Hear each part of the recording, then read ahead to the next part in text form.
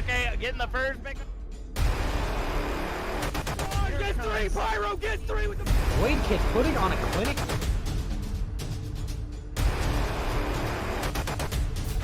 Whole team's down. Oh!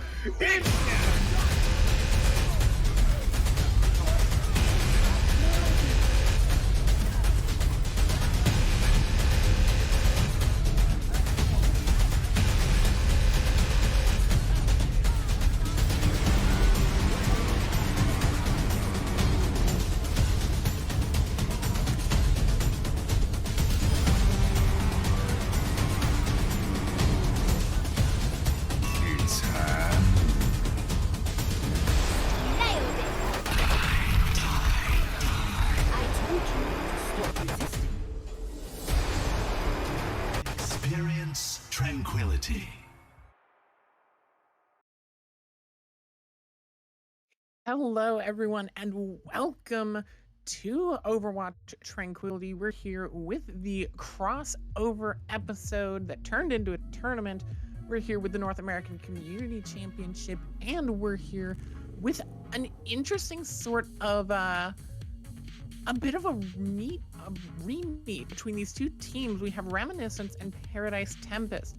Reminiscence, of course, from Tranquility Season 7, and Paradise Tempest from Get Good Season 8 North America.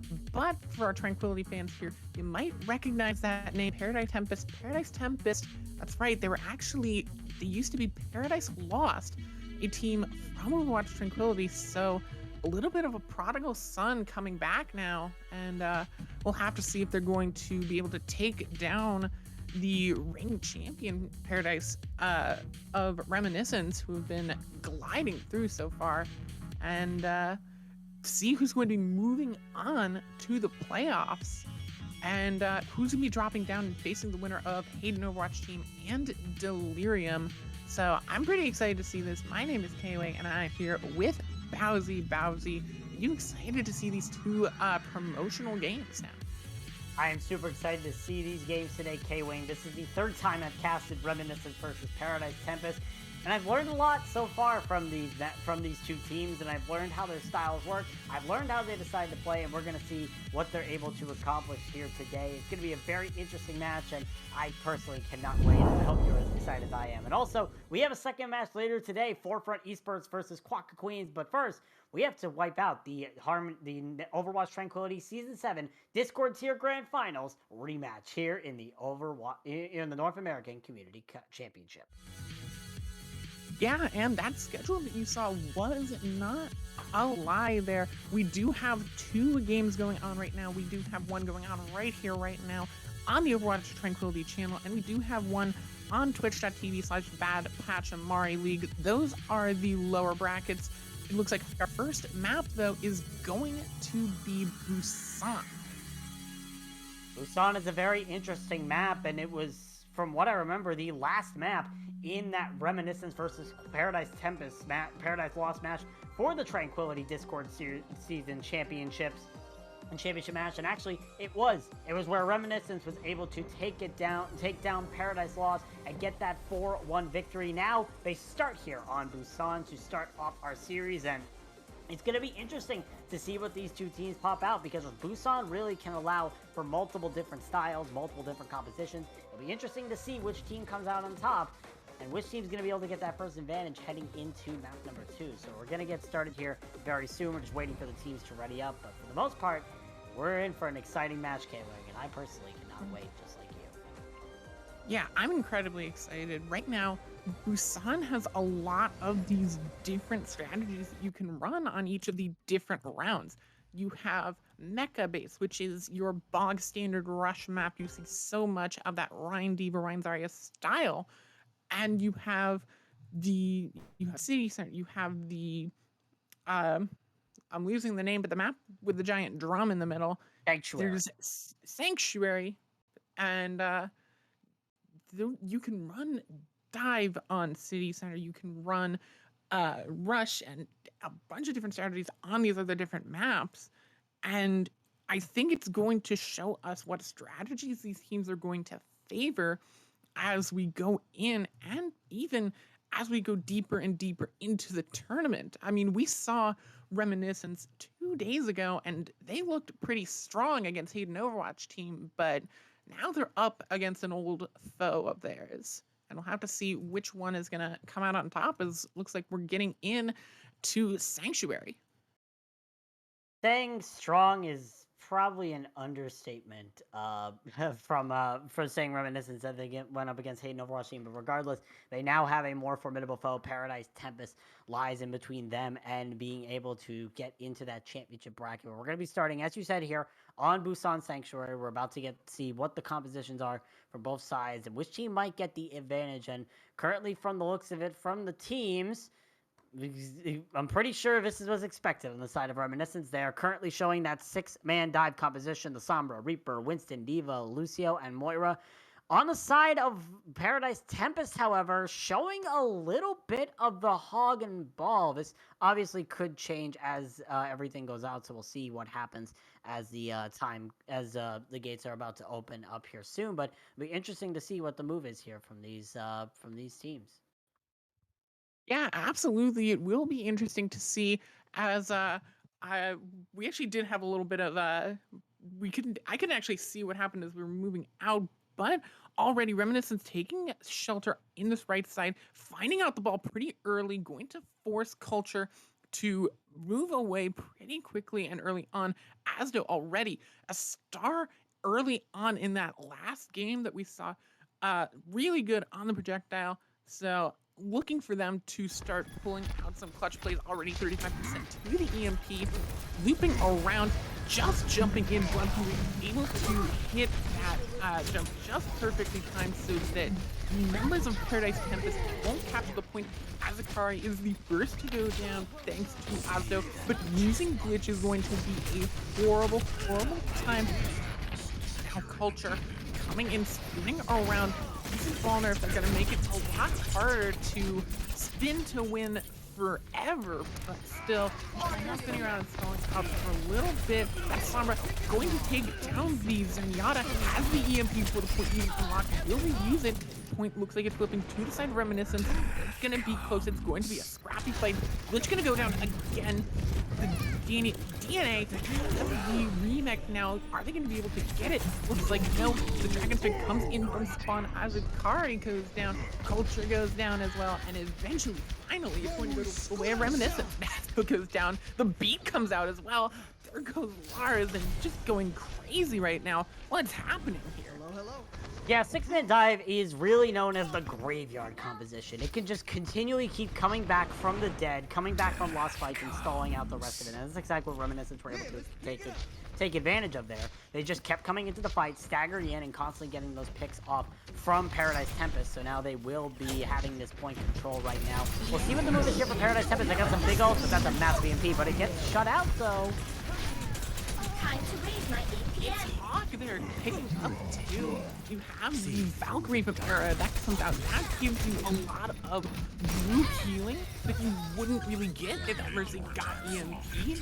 And thanks to that, and I believe also a Zenyatta ult coming out from Blanche, you have the point flipping to Paradise Tempest. Yeah, Blanche's Transcendence was also a factor there, especially in saving the team, because both support ults at the same time. Hawk getting that pick once again onto Seraph. Hawk really being able to get a lot of big picks here. Oh, that hack on Azakari is a spell disaster here for Paradise Tempest. But regardless, Reminiscence, they need to try and push back in. They don't have a lot of ults to do it, but they will have this Primal Rage online, so they do have something to try and push in, especially with no real crowd control on the enemy side. It's going to be hard for Paradise Tempest to withstand this Primal Rage. And we're starting to come in here from Reminiscence. And you're really looking for some good movement to come out. There's the Bob on the point. DNA goes down. There's the kill onto the Mercy. That's a huge loss. But there goes the glitch as well. Both main supports are gone. Well, both of these teams, one of them gets to kill on the Lars, but it's taken down by Culture on the Wrecking Ball. Crucially, it is going to be Reminiscence who have control the point for a little bit longer before it goes to Paradise Tempest. Good to stay in there for Paradise Tempest to bring it back. Azakari had to use that whole hog in order to boop everyone back. Culture getting very low on the ball, just barely able to survive even while getting hacked by Asdo. But Still, Reminiscence, they were just able to take control of that point and just stayed there for a while, reducing Paradise Tempest's impact thus far. But now they're going to be coming in with both DPS ult and this Diva Bomb online. Seraphim will get picked out immediately. That would have been dead. That was deadly for Reminiscence. Absolutely, a lot of ultimates on the side of Reminiscence. You have both of those ults. The Dragon Strike gets eaten. Hawk has nothing. You only have the Transcendence coming up from Blush and Culture. Those mines, will it be enough? Seraphim's going to go down. Sorry, the Roadhog goes down. Oh, that Zenyatta is incredibly low. Uses the Transcendence just to save himself. Points still in the favor of Paradise. Tempest, how long is it going to stay that way? Turns the EMP and Blanche is deleted immediately. Raspa goes down. No supports for Reminiscence. The Mercy comes in with the Valkyrie just to try and stall out the point. That Bongo did infamous fourth install.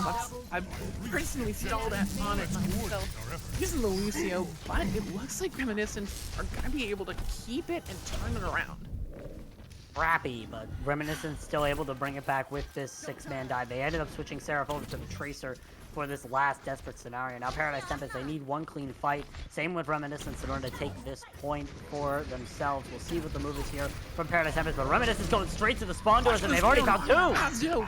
Azur's got two! Seraphim's gonna fall, but Hawk has to get something big with this Dragon Strike. Ozdo on the prowl, looking for some damage on that ball.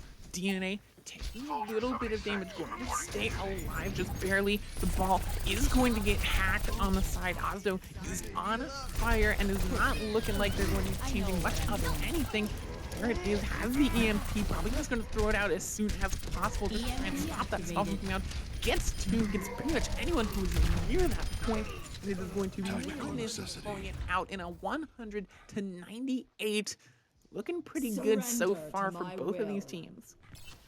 Yeah, definitely great job by Reminiscence to be able to bring that back and be able to show that the 6-man dive really is pretty much a graveyard composition. The longer the fights go out, 6-man dive gets more, has their win rate go up more and more and more. So great job by them to be able to take advantage of that. Now we head over to Busan downtown, and this, if I remember, was the first place we saw Paradise Tempest run the 6-man dive, and as we see, they're also going to be running the 6-man dive. We're going to be having a mirror matchup. No more of this ball and hog madness. Instead, it's going to be a mirror matchup on both sides. We'll see which team takes the advantage here first. It's mainly going to depend on that health pack right by the middle of the room. Whichever team takes that first and gets the hack onto the health pack first will most likely have the advantage in the fight. It looks like it is Paradise Tempest in the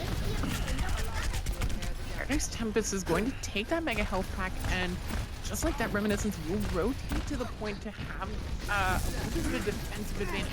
Hack from Lars comes in onto DNA, you lose those boosters, and there's the EMP pretty quickly, gets the manual hack from Avdo onto Lars. That's incredible. To get the finishing blow. Now it is just going to be Pincer coming in from Reminiscence, and it is going to be Seraph ready and firing with those guns firing off like fireworks. Asdo use Mirror. It's super effective against Lars. Pretty much Sombra's like a Dragon type Pokemon. Dragon types counter Dragon types. Oh goodness, and Asdo trying to spawn camp Lars, Lars finds him with the translocator, but still, really good job by there Asdo to be able to get the pick up onto Lars. Now that means Asdo will have the EMP a lot faster than Lars, and looks like Reminiscence might be able to invest it into this fight. Oh, big hack on the Bloodhound. Be able to save that, but that's a 6-man EMP! It's a 6-man EMP! Everyone's caught. No abilities for you. There's the death possible. Sarah gonna get the pick on a Hawk. Blanche also going to fall as well. DNA picking up a double as well. And Reminiscence clean sweep it out. Beautiful coming out from Asdo. The 6-man EMP to shut that point down. Not the first time we've seen a 6-man EMP on Busan downtown, but still really well done by Reminiscence to be able to act upon that. And they still have 5 ults. Or never mind. Yeah, they still have 3 ults for this next fight. Paradise Tempest coming up on all 6. They're re-engaging with his EMP and the Death Blossom most likely. It's a double, but it doesn't get the Lucio. That's crucial. The beat goes off Plasma. Blanche counters the Hawk using somewhere to get it. There's the Coalescence coming out from the Moira. you have an multiple views going on right now. This is Reminiscence culture. One of you is gonna pop the primal rage with Fox as we think with the last one. Gonna use it. Why not? It will be glitched first to go down, but Azukari will quickly fall. Seraph down as well. And it's still the point in control of Reminiscence, but for how long is the question? Ozdo probably trying to stall out a little bit, but the point is gone, and Reminiscence need one good fight, and they've got the EMP Death Blossom. They definitely do have that EMP Death Blossom, and on the enemy side, you pretty much have no ults on the side of Paradise Tempest, so Tempest got that point, but at what cost? We'll see if Azdo is able to pull off his EMP, gets two with it, and Ira's dead! That's exactly who you wanted to get with that. If no one else needed to get that Moira, because now there was just no support there. Mars gets manual hacking, Azdo was just there. Sarah tries to get that Death Blossom, but it's not it. Point goes to Reminiscence. They're gonna come in and stagger it out. It looks like it's gonna be the Moira trying up into the air. No way! What a micro play there coming in, but that was a really amazing play. I don't know. Yeah. Well, when Moiras fly, you know what they say, but what an unfortunate circumstance there. Ira was right there, but unfortunately she just couldn't get her feet onto the point. A big boot from Lastema being able to boost her up into the air and make sure she couldn't touch. But great job by Reminiscence being able to dictate the aggression there. That's not very easy to do, especially up against a mirror matchup, and especially when you're in the disadvantage in that first fight. But still, a really good job coming out there from Reminiscence. And now Paradise Tempest go down in that. Reminiscence get the first map. Tempest get to choose the next map, though, which will be the escort map. They get to choose between Gibraltar, Dorado, and Rialto.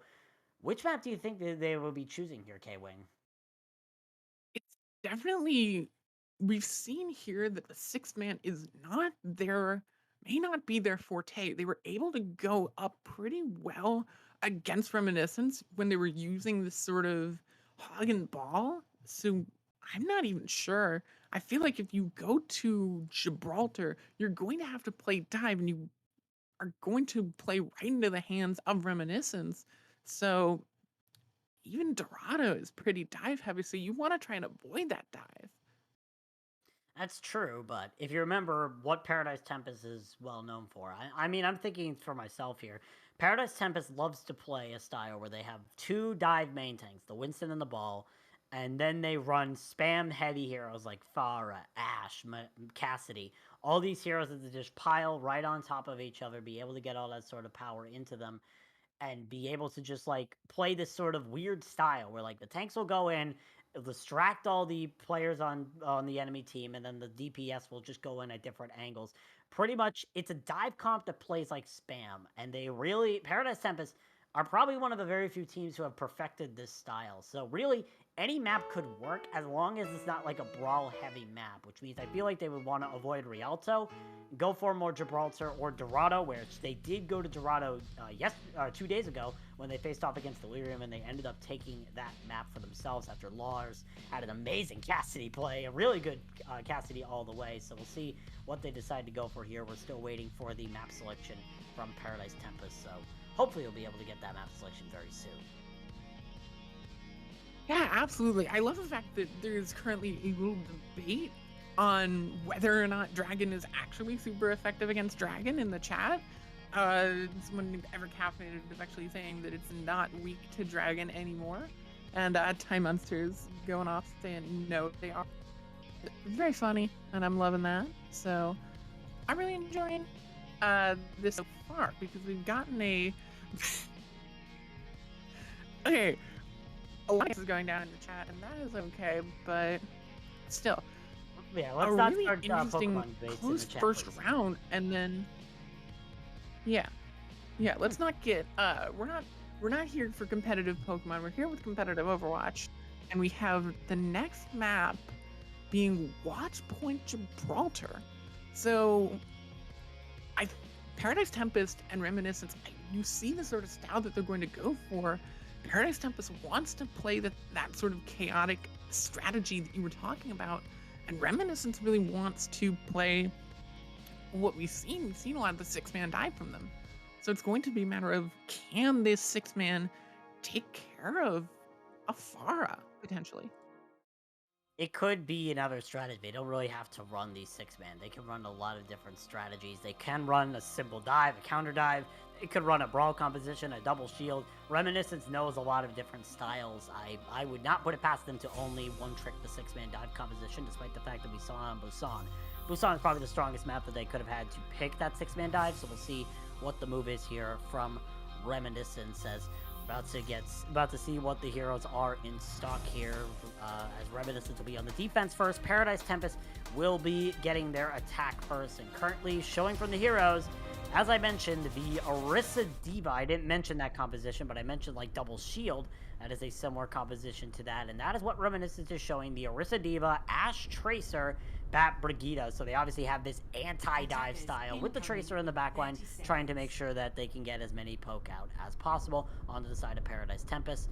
Tempest currently showing the Winston Diva dive, which this could change as time goes on, but it'll be interesting to see them on a normal dive composition instead of their crazy antics of like that hybrid dive and spam comp. So we'll see what the move is here from Tempest. It looks like they're going to have that Ashe Echo, however, which very high damage, very good spam out there. So we'll see what the move is here as spawn door is about to open. Here comes Paradise Tempest on this Ashe Echo dive composition. Yeah, that's an interesting sort of composition. We'll have to see if you get that sort of anti-dive and whether or not we'll see a switch from Paradise Tempest, or whether or not they're going to try and sort of face tank it. And, okay, there goes your brig. Good night. That's just disgusting. Okay, I just heard our producer in our ear just go, that's a replay. And yeah, I'm excited to see that on replay after this map is over, but oh my gosh, that was disgusting. I didn't know Lars had a barber shop on his resume, but now he's trying to make impact right now. But you already see the fights going on really quickly. Culture battling this Diva, and pretty much the rest of the fight transpiring. A lot of damage going on the side of Paradise Tempest. 100's low. It looks like the Immortality Field is going to go out, but DNA and Oscar are there, and they're going to get 10 picks early on. The card is going to stop there, and a lot of Paradise Tempest progress is going to get deleted. There's nothing they can do. They're going to just get taken down. DNA is being a monster right now. You have DNA definitely writing around the genetic code of Paradise Tempest, messing with it, being able to kill every single member there. Great job by DNA. For the rest of Paradise Tempest, they need to try and think of a plan now to try and get this card over that last few meters of progress in order to get point A. Obviously, they are building up to some ults. Lars is about to have that Bob, and Hawk halfway to this first duplicate, which kind of worrying there for an Echo, but I mean, Lars has been hitting a lot of headshots, so it makes sense. So we'll see what the move is here from Paradise Tempest, and now Reminiscence are responding. Still does have his pulse bomb, so if he doesn't die, and he died, so we'll see what the move is here from Reminiscence now that they're down there. The bomb goes in from Lars, but is immediately taken down. Both bombs actually getting quickly dispatched here. Era, we're going to use the Valkyrie. There's the Nano on Winston. Both use support ults going on at once. So many ults going on. DNA popping. The self-destruct will only get the Mercy, so it might not have been exactly worth it, especially considering everything that happened beforehand. Ozzo did put the team on their back and keep this point alive, but it looks like is Seraph actually going to do something? Taking out Lars could be exactly what they need. Seraph going to get taken down. 100 trying to stall it out. There's the Immortality Field. Glitch is going to get slept and taken down pretty soon after, and there you have it. Thanks to that Primal Rage from Azukari. Oh, poor break. Primal Rage out of there, but good job by Paradise Tempest just taking their composure, not using too many ults. They did use that Primal Rage late, but that was pretty much the latest ult they had. They used the Bob, they used the Valkyrie. That's pretty much all. And Lars is already 6/10 of the way over to another Bob, so obviously making fast progress on that. So great job by Paradise Tempest, taking their time, being able to scuff out everything that they needed and take the point in the end. So now 3 minutes and 18 seconds for them, and they still have some ults to be able to try and push this into point B. We'll see what the engaged strategy is for Tempest on this point. There's the Nano and the copy both out pocket onto the rig. When he actually gets taken down before the round can even come out, Azukari explodes in that room thanks to the amplification matrix. bomb glitch. Coconut tries to stay alive. Ends up at the top and gets D-neck even still. Tries to drop the self-destructive enough. And it looks like the bomb will kill glitch, but it won't really be enough there. There's the pulse bomb. Good night, Lars. Disgusting. Res will come out though. Still winnable here for Paradise Tempest. They're trying to push forward, but I was Akari dying. I think the end of that. But yeah, I feel like that duplicate from Hawk had to be a misclick. I don't think anyone wants to go back to free jail after what goes to them, especially the DPS players. But regardless, Paradise Tempest, they are switching over Hawk to the Hanzo now, so much more shield pressure, being able to do a lot more damage. And this will probably make it so that Blood Hungry has a lot more pressure on those shields than normal. So we'll see the responses here for Reminiscence. Oh, there's also a DC. Seraph is gone. I don't think that's the response we were thinking about. No, I don't think so. I don't think Seraph would be that mad that Hawk would be switching over to the Hanzo, but we'll have to see if he's able to rejoin anytime soon. They were obviously asking for a pause, and thankfully they did get it. Of course, we have our resident Scuff Leader Capital running the lobby, so there's a reason why he didn't get back in, but yeah, we'll have to see what the move is here from Reminiscence. We're just waiting for Seraph to come back. We might be showing some replays from this match so far, because there has been a lot thus far. So it'll be interesting to see all these sort of replays from the match thus far. It's been a very fun match. Let's say that regardless. Yeah. So That's the pulse bomb there. That was stylish. And then we have just that really nice headshot there. Look at that. Coming in, has that shot, just bam, flicks over, takes Lastima's dome clean off. Just incredible. I can't even... That was just so incredible to watch live, just to see that flick come in. Yeah. Really incredible. So some skilled players we've got, but they're kind of running into a wall here now for Paradise Tempest. yeah, especially. I mean, Seraph has joined back, thankfully. He's back in the lobby. We're waiting for them to get ready back up. But it'll be interesting to see what the plan is here for Paradise Tempest and what the plan is here mainly for Reminiscence, because you're down one that into this. Seraph comes in, says might be University Internet whack sometimes. Yeah, no worries, bro. I feel you. So we'll see what the move is here from Reminiscence as the game is about to be unpaused. We'll see what happens as you do see Culture on the cart right now. Which are going to get taken pretty low. Glitch going to throw the immortality, but it'll get taken down, and Lastima will fall soon after. That brings you use a lot of your CC. DNA, though, trying to take this, trying to put the team there, trying to get something touched with that Diva bomb. Seraph gets a pick on the Hawk. Big headshot there. Blood Hungry and DNA are going to go down. There's the amplification matrix coming out from Glitch as well. But it looks like the Paradise Tempest are going out. Got this Lars. Oh, baby. Here he goes again. Oh, what a star there, Lars. Lars did something similar yesterday on the Cassidy. Now he's showing off his ass play here on Watch Point Gibraltar. Seraph unfortunately gonna get staggered out here as he was at the late spawn, but still, great job there by Paradise Tempest. Again, keeping their composure, making sure they could get through. And Reminiscence, they actually did really well fighting back despite being down at the beginning of that fight. So we'll see what the move is here. We'll be seeing Asa switch over to the Hanzo, and Hawk is switching over to the Genji, which it can work. A Nano Blade definitely can make a lot of impact depending on how it goes. So we'll see if that is exactly what they're planning for here. The Bob send out from Lars here early. Yeah, that's a pretty early Bob. It's going to pump in a lot of damage there. There's not really a lot you can throw at it, but Azakari and Hawk are going to get taken down early. Seraph and Blood Hungry will make sure of that, and still Hawk's going to switch right back to the Hanzo. Must have had the wrong Shimada twin, and Ozdo just gets that headshot on the Lars. Good stagger. Very good stagger coming out from Azdo. And what was interesting there is that it looked kind of winnable for what is it? For Paradise Tempest. Seraph, I think, is DCing again, it looks like. Yeah, I mean, if you're walking into a corner like that, it probably is safe to say that you are DCing, so we'll see if there's any response here from Reminiscence to get that pause in, but the first is going to be from the side of Reminiscence field, they do have that drum being used, and that's a big buff for Culture. It's going to take out one person and two deployables, the only Valley Field, and Ozdo as well. Over Congo, so you from these players. Lars is actually going to get taken down, it seems. Blood Hungry resurrection from Ira. Now coming in, there goes Glitch. You have that huge anti. That's a pretty good anti-launch onto DNA. Staying alive. Hawk, pick.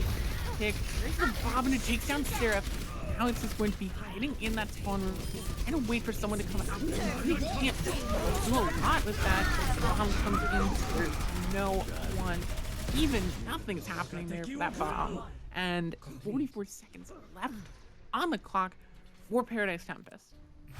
Tempest did a great job pushing into that, especially when they lost some early in the fight. Just a little bit unfortunate for Reminiscence. I think Seraph was lagging through most of that, so hopefully he's able to get that net sorted in the end. But still, a great job by Paradise Tempest to finish the map with 44 seconds in the time bank. We'll see if they're able to continue that momentum on the defense here, as we're going to be looking to see what Reminiscence does on their attack, as their attack is, of course, next. So we'll see. Most likely we might be seeing that sort of Orisa coming out from Azukari. Again, we saw him switch to the Orisa late there in that engage, so we'll see what the move is here from Paradise Tempest. And as the compositions are shown, we are going to be seeing exactly that. Azukari is going to be playing on the Orisa. Culture is going to be sticking on the Diva. They're pretty much running the exact same thing, except this time Hawk still going through that play every hero in the span of one map's challenge, switching over to the Cassidy now. So now a double hit scan coming out from the side of Paradise Tempest. And right now, Reminiscence, they're showing that Reinhardt Diva. I hope the Reinhardt is just a bait, because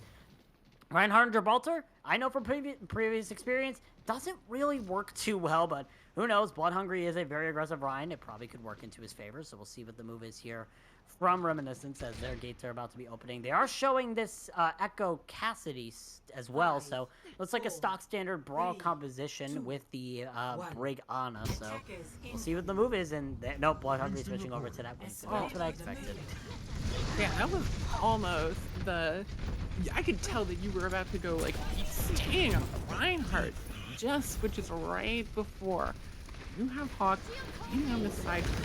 Find some sort of pick, and it looks like Lars is going to beat them to it with a pick on the Ana. There goes Seraph again. Lars gets 2 picks already, and Dynamite as well. Lars has been kind of yoinking those final blows away from Hawk, but it's just going to be them split now. Reminiscence on both sides, and kind of waiting for those respawns to come in. They just lost 2 pretty important people. Going to try and escape, but as they're starting to get forced out a little bit, it's going to be really tough to just jump out of there. It looks like Blood Hungry is going to be able to. Oh, he's last man down below, and just kind of regrouping now. Yeah, last one being stuck on the low ground might be a little bit challenging, especially with this long-range hit scan that Paradise Tempest are running, but we'll see what the move is here from Reminiscence. They do look like they're all recuperated on this blue box, and Seraph is DC'd.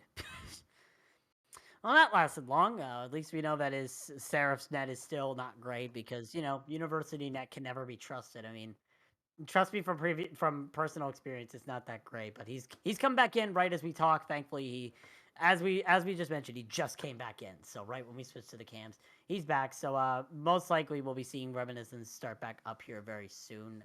So yeah, we'll see. Seraph, obviously, the disconnections aren't helping, but we'll see if there's any sort of changes coming out here. Looking at the ult, I mean, obviously Paradise Tempest are going to have a little bit of an ult advantage here. They will have their both DPS ults coming online as we get back into the game. We'll see what the response is here from Reminiscence. Seraph is still in the spawn room, and already you lose that match pretty Yeah, at this point, you're losing a lot of momentum here for Reminiscence. This is why they weren't really able to pick a spot to kind of put their foot down and say, this is where we are not going to move from on that defense. You lost Seraph twice. You really just lost a few fights and lost a lot of that momentum. But here comes the Nano Blood Hungry. This is going to go down. The Diva Bomb from Culture is going to find 2 people. Seraph and Glitch both going to fall, and the ults are coming all over the place. DNA going to get D-Mac, and it looks like staggered out a little bit as it's still alive. I think we actually take DNA down. Yeah, either he was going to take down or he was going to take down himself. So still Reminiscence, they're having a little bit of trouble, but Paradise Tempest, they're able to keep their composure, continue keeping this hold alive. Culture had a really good Diva Bomb, putting it into the small room right there you see on the left side of your screen where everybody was on Reminiscence, and was able to get 2 with it. So Reminiscence having a little bit of trouble. Paradise Tempest showing that they are a little strong here on this Orisa Diva composition, and Lars picking up Blastema early. The fight hasn't even begun yet, and already Reminiscence are down one of their supports. That could be disastrous here, and they only have 1 minute and 18 seconds to try and get this card to point A. Yeah, they have the ults to do it. Lars is taking off the high ground and he's going to get targeted by the Echo, but the healing is there. Oh! Lars's haircut shop is open for business. Oh, Dome is gone.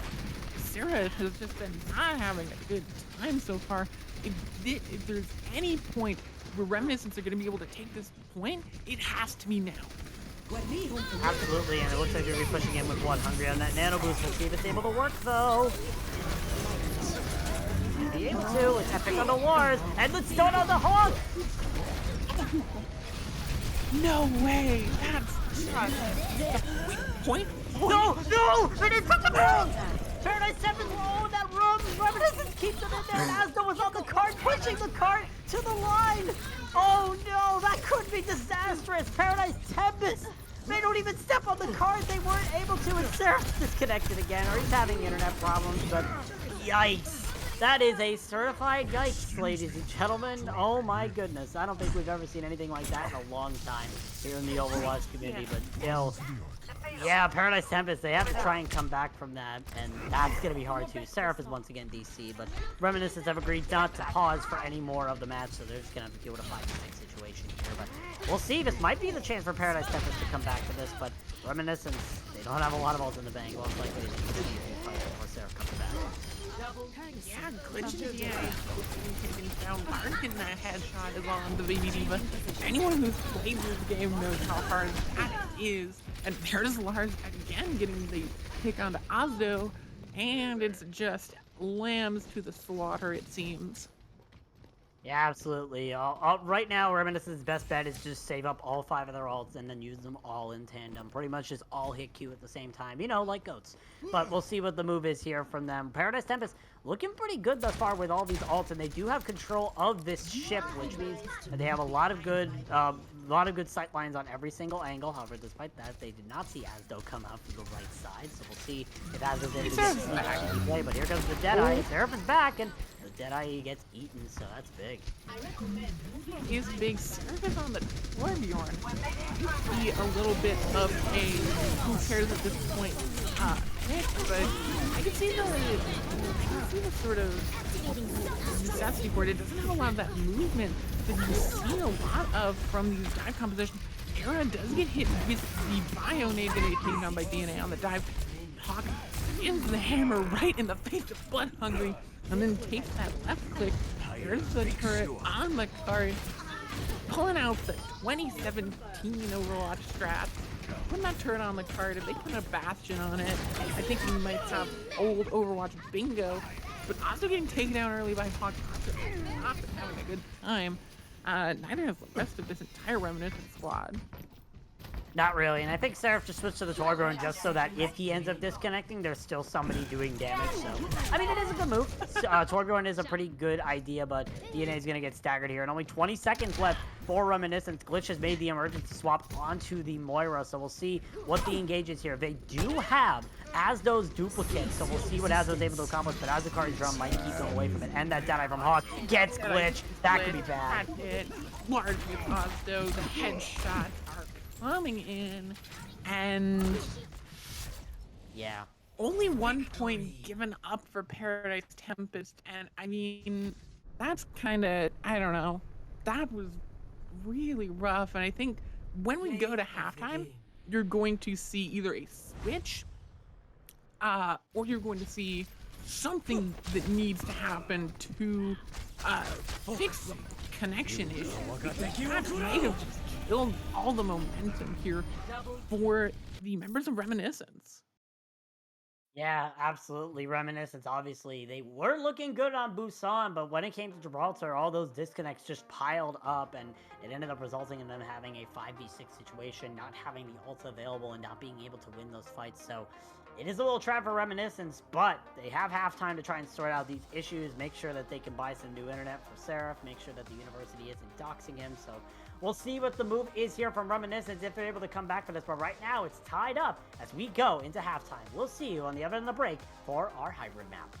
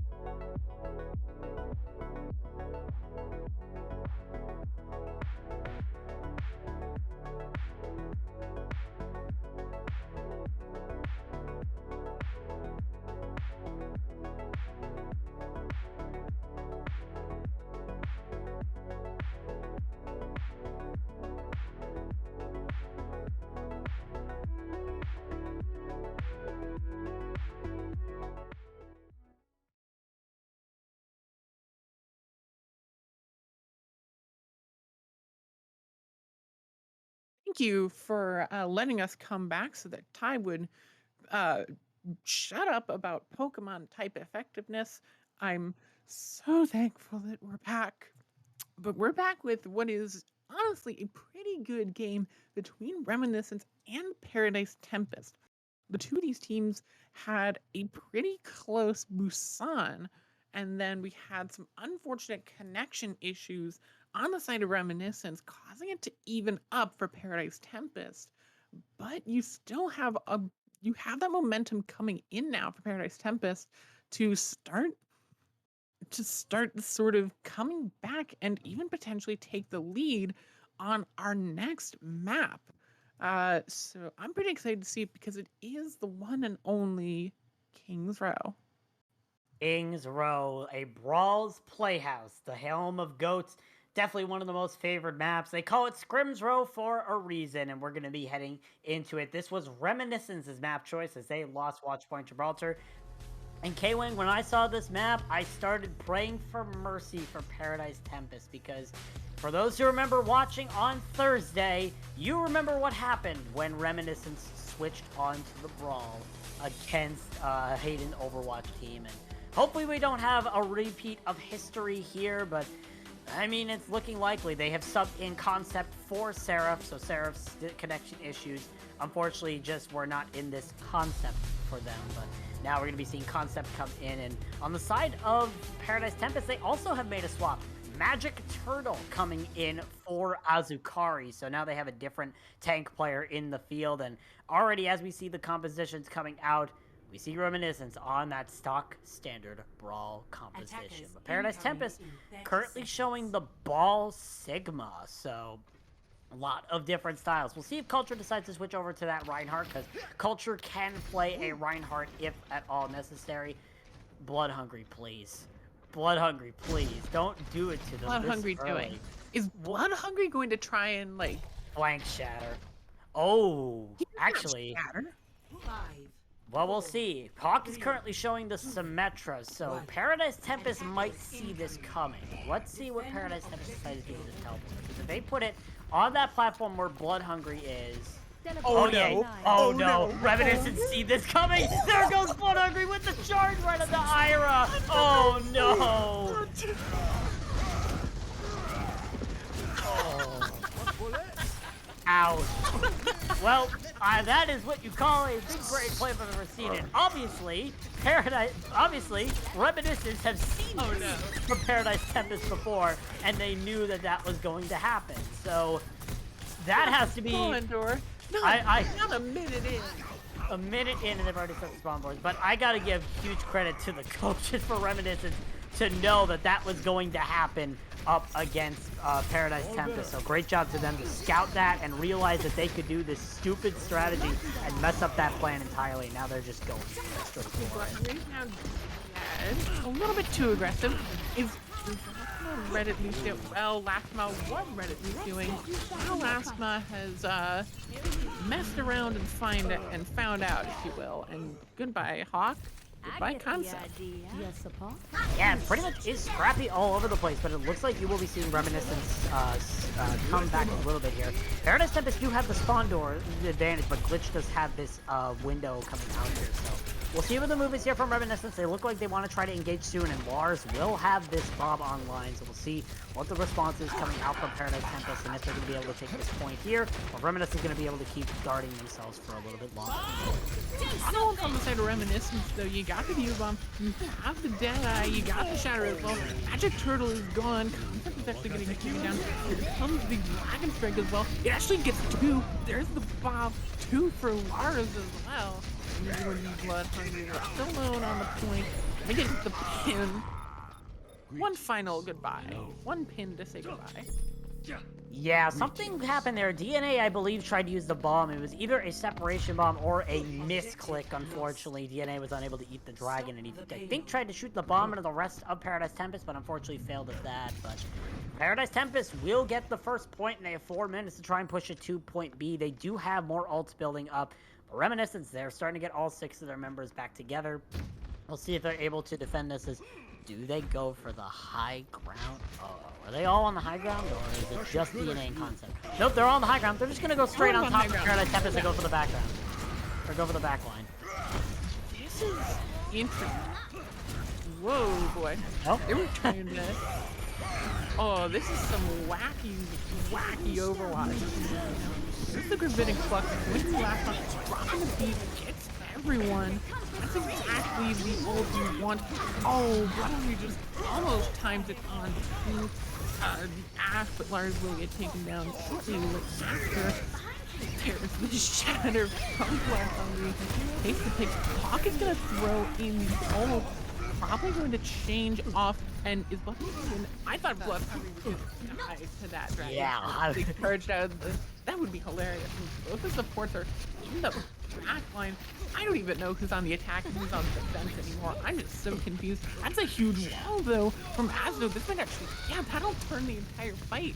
That'll just be another fight that just immediately won for Reminiscence. Yeah, Reminiscence is playing a very quirky style with this wall composition. They probably are just trying to ease themselves, make sure they get that mental back up after what happened on Gibraltar, where they felt like it was winnable. But we'll see what the response is here from Paradise Tempest. They do have this bob once again from Lars, and looks like Lars is going to try to contest on that high ground. He's going to go in the back line with the bob. Yes, he's going to come into the back line with Ira in tow and try to get this bob and try to get some picks off from the back line. We'll see if it works, because Reminiscence knows he's there. Yeah, Reminiscence are going to spot them out.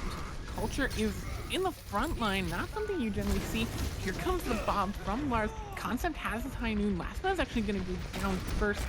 There's the pick, almost going to get the mercy. There it goes. Ira is gone. The Transcendence comes out, but it is too late for Ira. But there's the disconnect. Oh no! It seems Lasma has caught the disease, has caught the bad internet. It's spreading.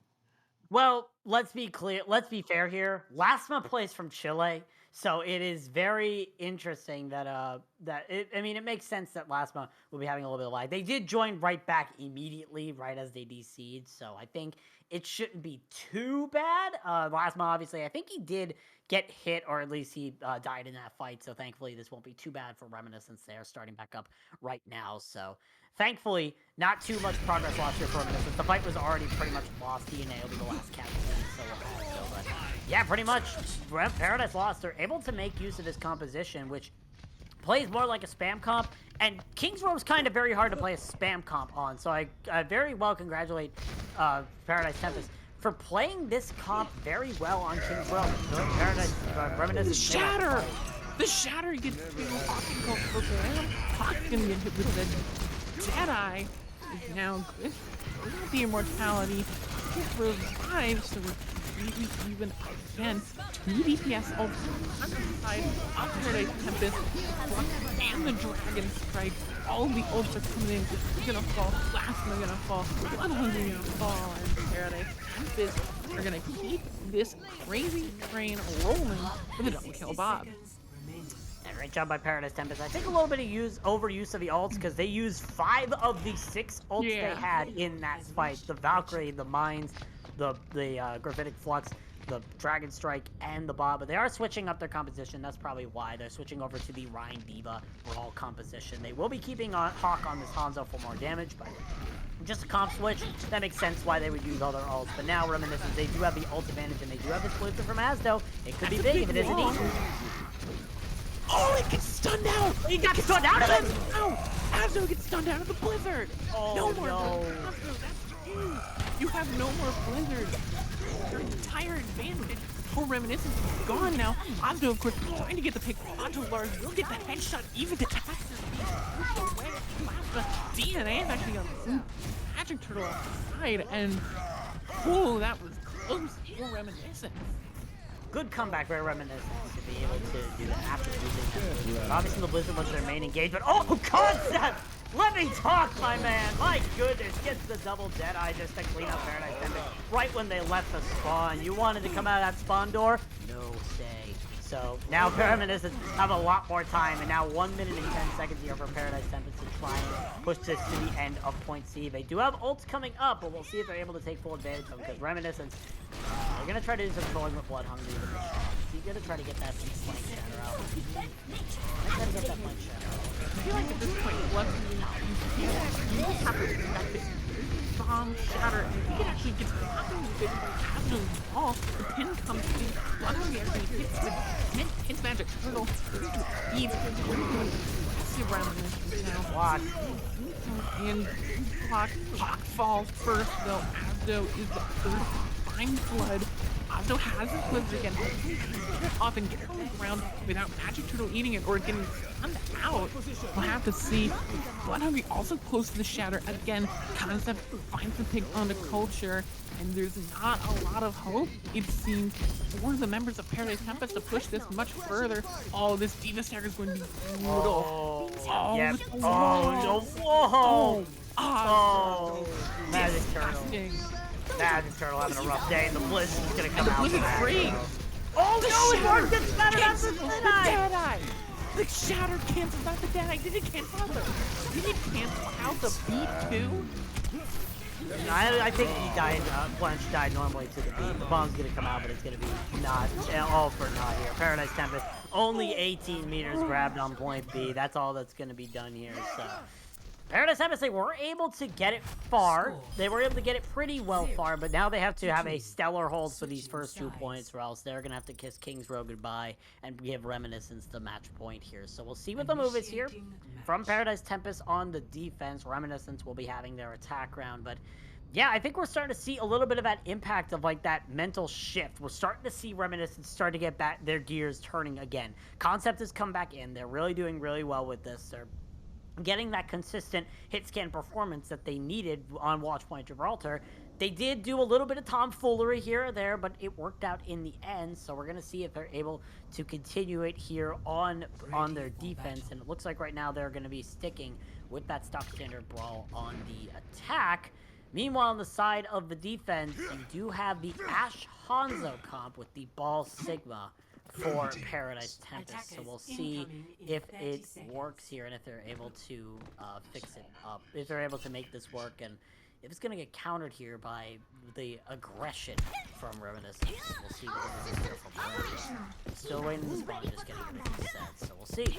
It's going to be interesting. Everything's up in the line right now. Reminiscence, we saw how well they did in this brawl 2 days ago. We'll see if they're able to continue that aggression, touch the enemy spawn doors on the attack, or if the defense is the only place they're going to be touching the spawn doors as here they come. Here they come indeed. We have that as the double sniper is going to be very difficult. You need to be very disciplined to not get caught out behind those shields. Looks like they're going to be trying to take the high ground here with that long right side rotation. Already, Blood Hungry, we've seen the aggression that they can bring to this team. It looks like Paradise Tempest are smartly trying to stay away and keep this rush composition at arm's reach, but eventually they will have to touch the point if the pressure comes in. Hawk's already charged up 52% of that ultimate already, but it's going to be tough now as you have pretty much yielded the high ground over to the members of Reminiscence, and now look at this, it's almost completely mirrored now. Reminiscence almost look like they're on the defense, and it looks like you have to retake the point for the members of Paradise Tempest. Take on to the NACC is going to be big. Using that amplification matrix is going to be brutal, as that Sigma is just going to have nowhere to go. That wall is going to make sure of it, as the Sigma's still alive, going to clean out eventually. Hawk trying to get some purchase, but I'm going to go down. Not enough. And then we'll take the point off. I think a Diva play and a lot of final blows.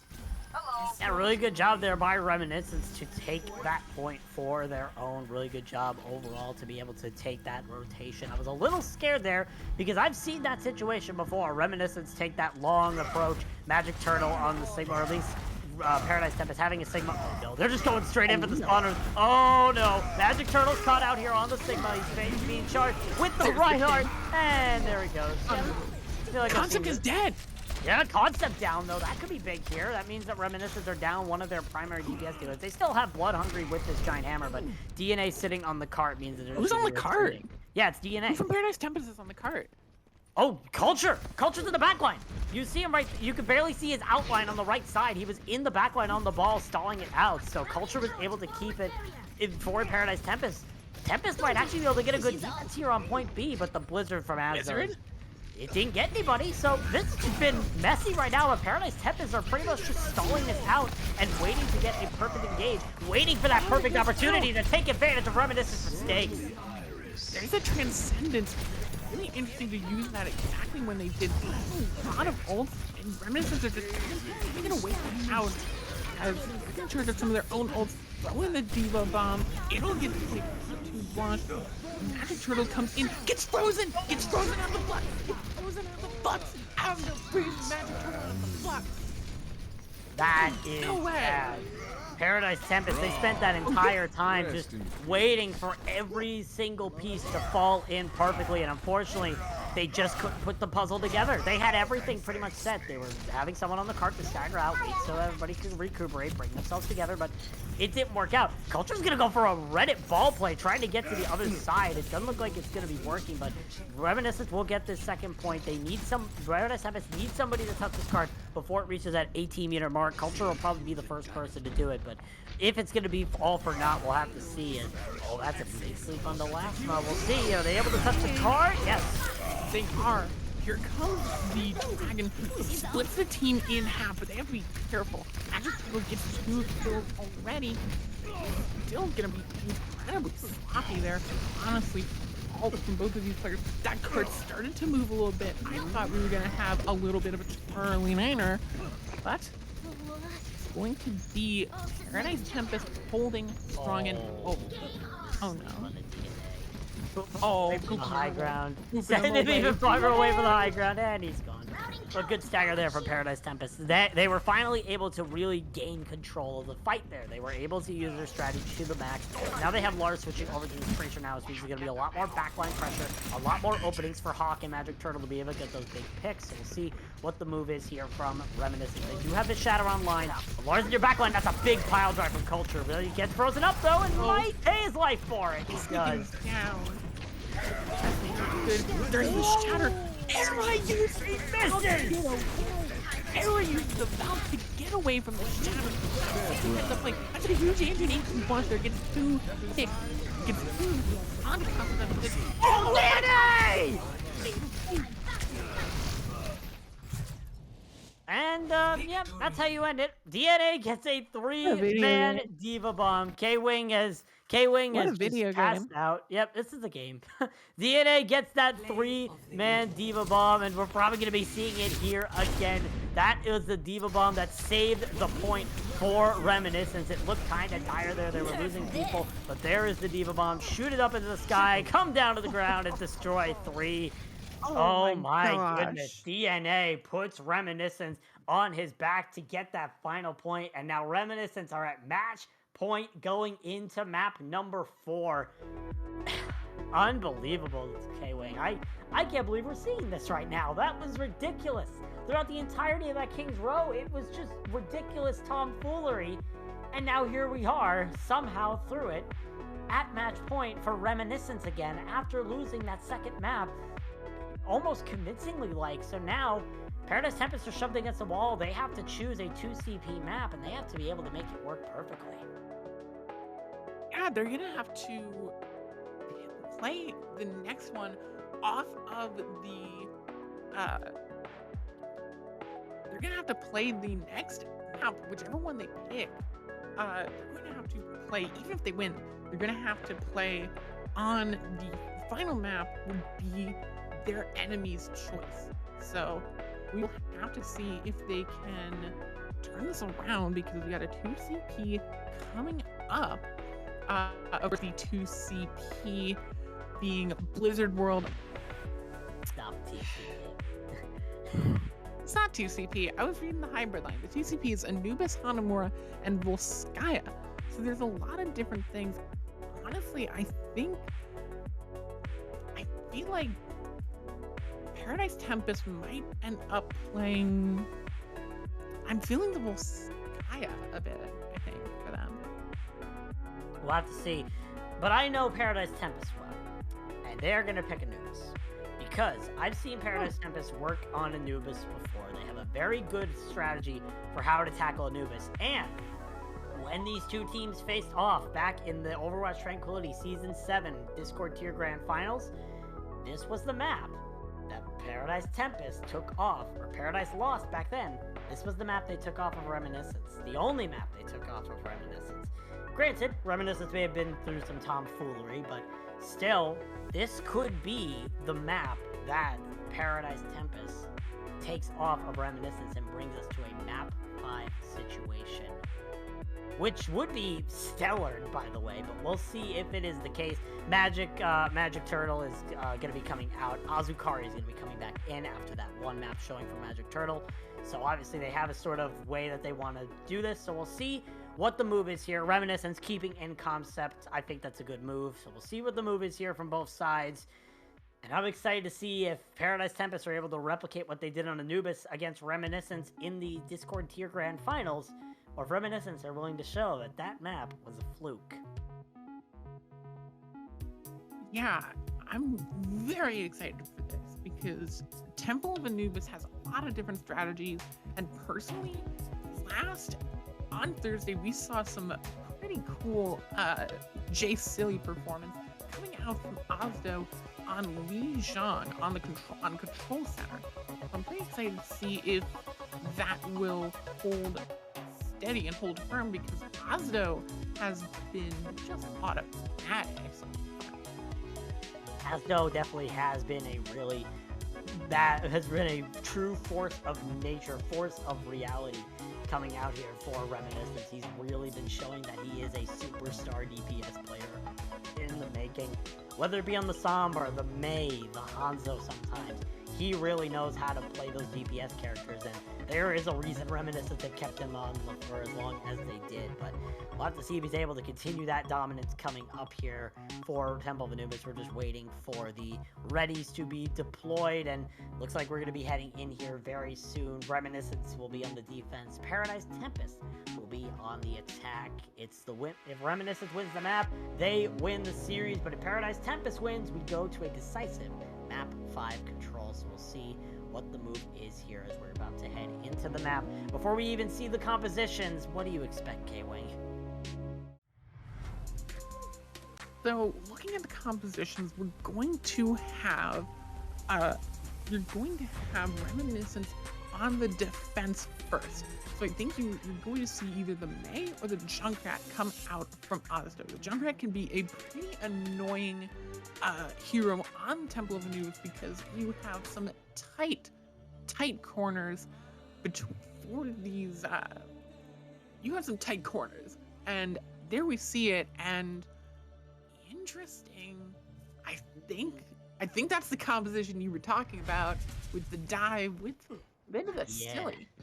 Yes, so Paradise Tempest, as I was mentioning before, and I've mentioned this every time I've casted Paradise Tempest so far this week, their specialty is running this double main tank dive with Azukari on the Winston, Culture on the Wrecking Ball, and they pretty much use it like a spam composition. We're probably going to be seeing Lars here on his signature Pharah, probably one of his best heroes to date. Hawk going to be playing the Widowmaker, and they would pretty much distract the team with the main tanks and set up opportunities for the comp to be spread apart so that the spam can take advantage. So we're probably going to be seeing that coming out here. Might be seeing Culture go to the backline and grapple onto the backline and knock all the team of Reminiscence off of the high ground, but we'll see what the move is here. Reminiscence obviously expecting this. They do have that Cascade. They do have that double shield set up with Blood Hungry and DNA on the Orisa and Sigma. But we'll see. Culture already trying to go into the backline, and he is extremely low. He just goes up straight to the high ground thanks to some help from Azdo, and we're probably going to be seeing grapple into that backline, try to get that boop off. Reminiscence already prepared for that. Immediately thrown away. That's exactly what we want to see. But Hawk actually gets that kick onto Azdo, and all that ult charge is just going to be feeding those support ults Lars is already charging up as well, 53% to that ultimate. The switch comes in going to the Tracer just so he could try and get back faster, as now Paradise Tempest have just trapped Reminiscence in that small two-room. The culture goes in a bit too aggressive. Azukari goes down again. Blood hungry, is determined to prove that it was not the only carry on this team, but Lars has the barrage, gets it in a minute flat, and uses it to get both the things out of here. There goes the brig, and there goes the point for Paradise Tempest, unless then both supports, unless Lars, no. Lars is too good. Hey, Hawk, Concept says good. Yeah, Concept will get that kill onto Hawk there, and he will get staggered out and respawn. But yeah, this is the style that Paradise Tempest are most known for, this double main tank style. The way it works, pretty much, distract the team as much as possible, get them into a wanky position, and then have somebody just go straight for them in an unsuspecting way. That's what Hawk was able to do. He was able to find Azo in a spot that he shouldn't have been, and just pick him off on the Genji. Before you knew it, they were down 2, then 3, then 4, then 5. They just continually kept falling because Paradise Tempest did such a good job of profiting off of the distractions. And now Concept dead, they're going to start pushing him once again. Down. Last one gets picked off as well. The Nano Wave is available. Hawk may not even need it. Gets close supports even without it. Gets nanoed, I think. Oh my god, Hawk! Right. Hawk is just disgusted. Lars throws out the nano, but Hawk hasn't even used this ult. Lars has the barrage just to use it to maybe even get out of this annoying Lucio who's dropped into the mines. Oopsie daisies. But Lars does die to the orb, actually. It's going to go down as well. The blade comes out, but it's not going to get the kills. Will they be able to take out the staggers before they get overwhelmed? That's going to be the question for Paradise Tempest. Can they come back with this? Lars is back, has the barrage, takes down the Diva. This Reinhardt is not long to this world. And 3 minutes and 56 seconds, Paradise Tempest have come out with a strong statement. You can tell why Paradise Tempest chose this map. This is their specialty. This is what they are known for. This map, this composition, this is how they find success. And they did a really good job of profiting off of every single mistake that Reminiscence was making throughout that entire time. So wonderful job. All the skill throughout that entire thing. They didn't even need some of the ults that they had for that final engage, but they were able to get it done. And now 3 minutes and 56 seconds in their time bank. Now they're going to be on the defense. And Reminiscence needs to try and prove that they also can do a great job on Anubis and make sure that Paradise Tempest is not oversaturated. Tempest coming out here with an interesting composition. This is not the comp I've seen them play on this map before. They're running the Ashe Torbjorn. Usually I see them with a Junkrat on this comp, but we'll see if this changes anything, and we'll see if it's able to work here. They will also run that double shield, so we'll see what the move is here. And already Reminiscence, they're showing that dive composition, so maybe this Torbjorn will be worth it in the end, K-Wing. Might be, but we'll see. We'll see what Reminiscence decides to actually come out on. Yeah, Reminiscence has that option to switch up. But for Paradise Tempest, you're seeing a very bunker-style composition. Oh, okay. Out on a lot of the shield break on this 6-man composition.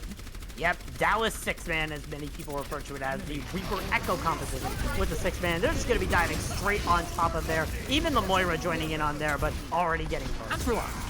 Not for long. Yeah, the Moira is so excited that, you know, she's finally included and she can finally get up onto the high ground with her new buff jump, and then immediately gets taken down by Rampant, who then goes on to get 3 total. Yeah, great job by Paradise Tempest. They knew that this dive was coming, so they brought on that Torbjorn, and it's already showing its worth, doing a lot of that crowd control, making sure that nobody is really able to buff it off of it. And as you can see from the ult percentages, Yeah, no one's really able to profit off of it. Paradise Tempest is doing a great job sustaining himself so far, but there's still a lot of progress to be made, and Reminiscence has decided to take this left room engage. We'll see if they're able to distract anybody.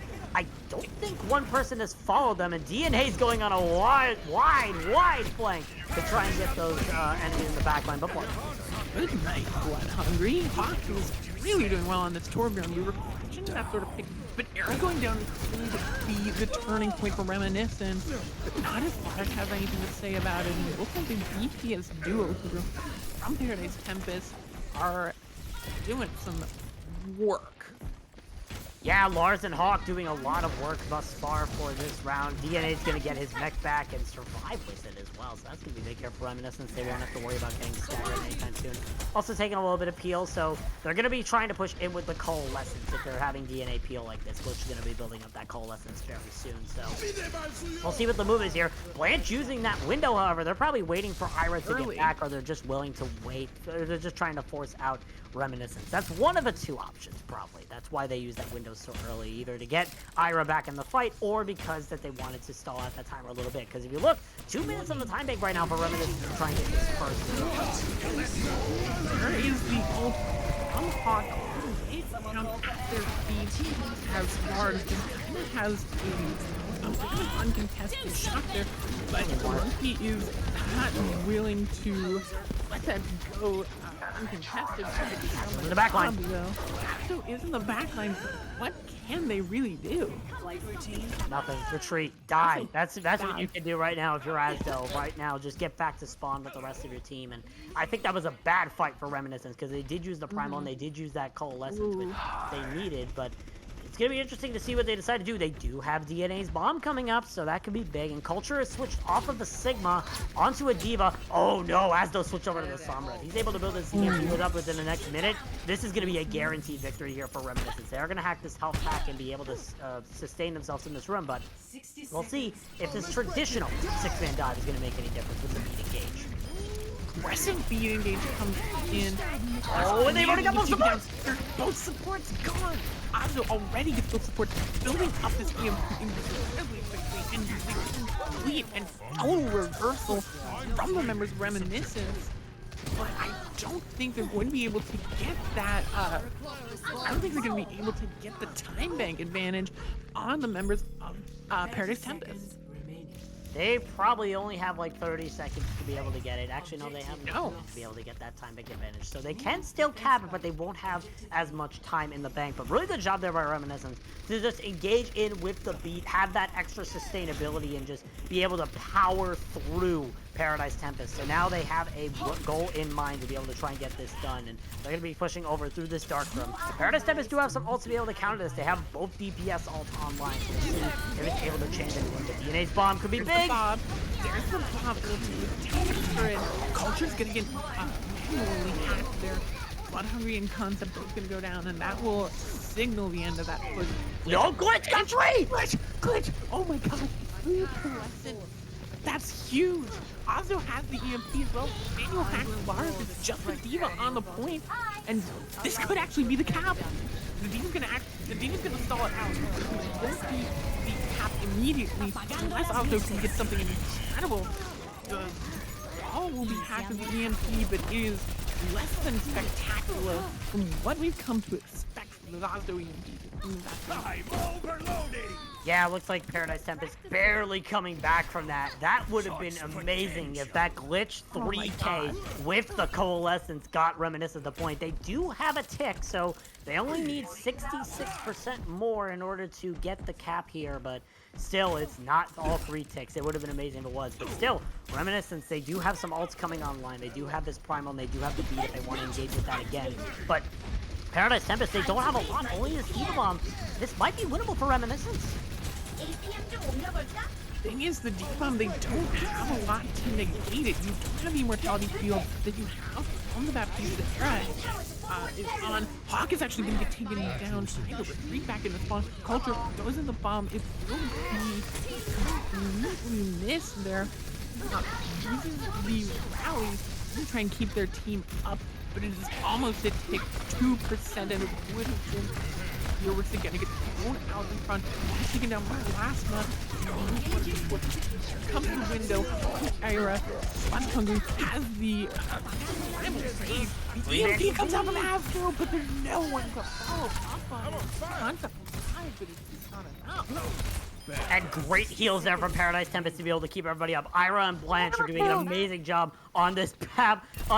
Brig as Hawk gets the hammer kill onto Concept. There's the first one of the day for you all, but still, Reminiscence, they are struggling to deal with these heals right now because Ira and Blanche are just doing such a good job of keeping each other up, keeping themselves sustained, and now there's only 30 seconds for Reminiscence to try and get this. They do have the Diva Bomb, they do have the Death Blossom, but is it going to be enough against Paradise Tempest's ults because they have the drum and both DPS ults?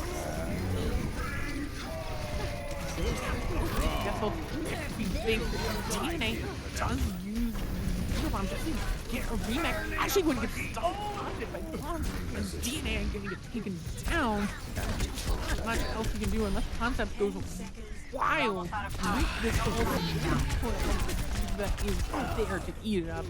Culture, when they end up getting killed as well, it goes in the bomb, it's a bit of a firework celebration, and as the last few stragglers gonna get taken down, it will be a firework of celebration.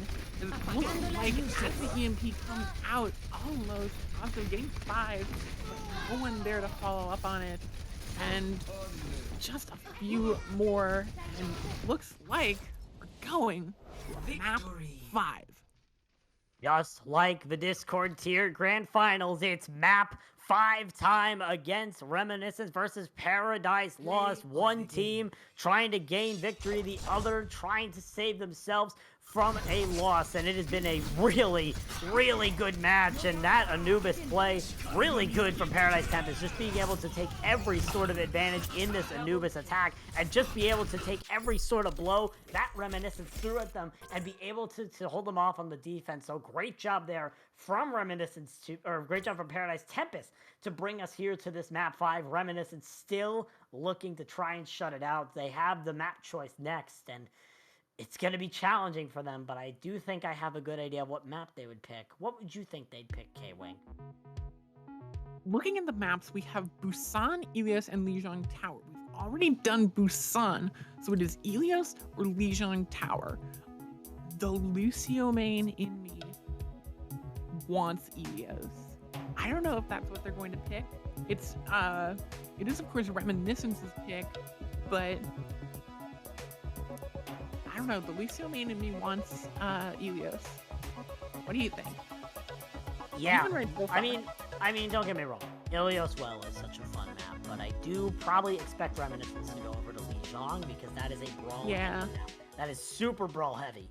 And Reminiscence have shown on King's Row, they love brawl. And what do you know? As I talk about it, Reminiscence have chosen for our fifth map, our second control map of the night, our last map of this series, they've chosen Lijiang Tower. This was expected. This is a brawl-heavy team we're talking about. You choose the brawl-heavy map if you are a brawl-heavy team. So we're going to be seeing Reminiscence bring Tempest to Lijiang Tower. We are going to see if Reminiscence is able to shut the door on Paradise Tempest getting this victory, or Paradise Tempest are going to be able to pull off the win and show that finals they could have easily won in Discord tier.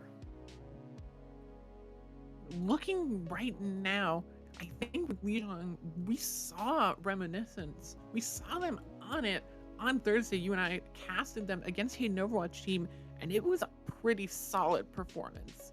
We saw Ozdo on the Junkrat. That was the first time we saw Ozdo pop off, and kind of bringing us back full circle here for their promotional match, potentially. They started off this tournament on Lijiang, and now it seems like they may end this phase of the tournament on it as well. Yeah, we'll have to see what the move is here. We'll have to see if they're able to pull it off here against Paradise Tempest. It's definitely going to be interesting. But I mean, remember, when we casted them versus Hayden Overwatch team, they had a little bit of struggle starting off the points when they were facing off against Hayden Overwatch team. Hayden was able to take those points first for the most part, and it took Reminiscence a little bit to get that ball rolling. I feel like we might see that again, but if Paradise Tempest know better, they're probably going to take advantage of the fact that Reminiscence can't really get that point first, and therefore take the advantage in those fights, get that fight advantage, and be able to take the point into their favor. So we'll see if they are able to do it here, and if Paradise Tempest are going to be able to take it home. We're still waiting for Paradise Tempest to make their decisions. They're obviously trying to figure out if they are willing to run with the same tank lineup, what comps they want to run, what they want to be able to do here for their final map of this regular season. They're not making any subs. They're sticking with the Culture Azukari tank line. So we'll see if it makes any difference. We'll see if they're able to take the win off of Reminiscence, or if Reminiscence are going to be able to come back through this map 5 situation. So we'll see. It's going to be interesting. It'll really be interesting to see this match. I'm super excited for Legion. I am too. It's a tiebreaker match now, as we have gone 2-2-2, and it looks like we're hopping in, so we have to see which round we're going to be starting on. It looks like we're going to be starting on Garden. Garden? Yeah. Yes, it is Garden. Garden is probably the least brawly of the 3 maps. So if Paradise Tempest want a chance to beat Reminiscence at this map, they have to take Garden without a doubt, because they are going to struggle on the other 2 maps if they do not take Garden. So it's going to be interesting to see if Paradise Tempest are going to be able to, because this is the only map that you really can get away with not just Brawl. Night Market, you really need a Brawl composition. You can sort of do spam, but it's harder. And on the other map, Legion Control Center, you have to run Brawl. Now, as I say that, Paradise Tempest are showing Brawl, and Reminiscence are showing the 6-man dive. This is very interesting. I did not expect to see the Brawl coming out from Paradise Tempest of all teams, but it looks like they're going to be running with this Ryan Diva, Lucio, Moira Brawl, with Hawk and Lars on the Reaper and Pharah. So may have a little bit of spam in the air with that Pharah, but for the most part, it is a Brawl composition. Moira Mercy Healers is interesting. No speed boost for the Reinhardt, but you have that amount of heals, so we'll see if it works into their favor. Sort of a Brawl spam hybrid, which we don't see a lot of. And Lord's 30 pound glitch. That's massive. Glitch goes down early. Oh no!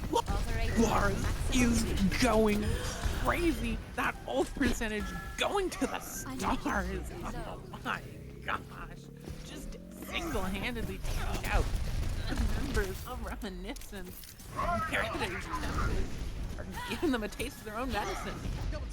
Yeah, this Pharah's definitely threw a curveball in Reminiscence's play. They did not expect to see the Pharah when they had the Brawl composition there. They switched over to their own Brawl composition, and Lars does have this ult online. Will he be able to get over there to try and get it unleashed? We'll see, but it's going to be interesting to see what the move is here for Reminiscence. They're just going straight into the point, and the hack almost goes off on the Lars. That could have been catastrophic.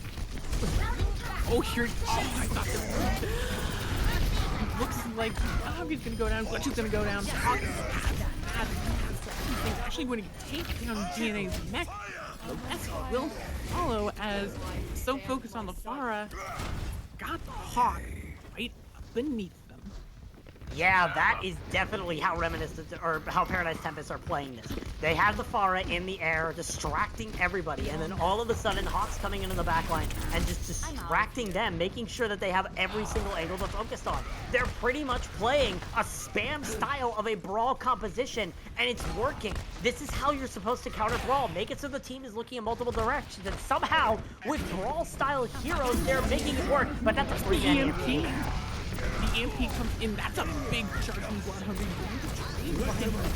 The coalescence gets the kill on Bloodhungry. The resurrection from Azukari. The stun. Going to live. I accidentally hit the mute button on my microphone. I'm so excited with this. Lars has ult again. It looks like we could use it because Hawk has got there. It's going to miss double kill. Take it 3 for Hawk.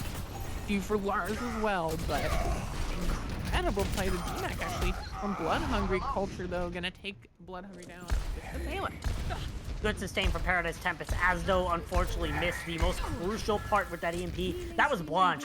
Blanche had the Coalescence ready and was just able to keep everybody up with it. So well played by the flex support here for Paradise Tempest. And Paradise Tempest are at last fight territory to take Legion Garden here up against Reminiscence. Reminiscence has some ults though. They could be able to take this back.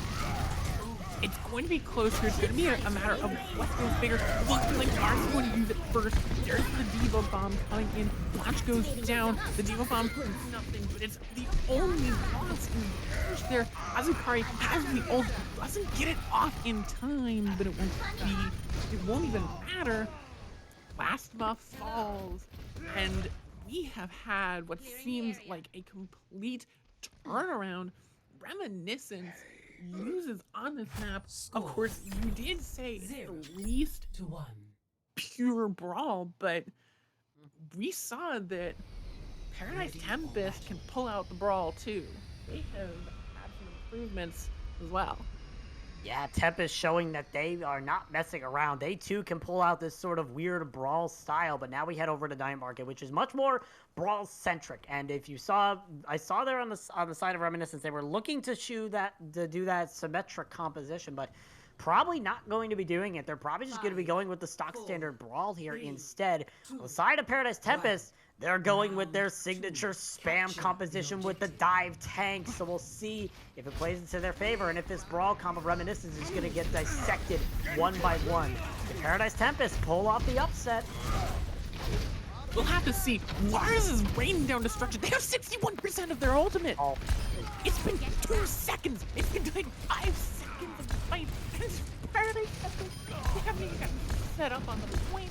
And then it's raining down. Lars has ult in 30 seconds. Bye, Azukari. Goodbye. Goodbye, Blood Hungry. What a play, but still the point. Lars is popping. What is happening?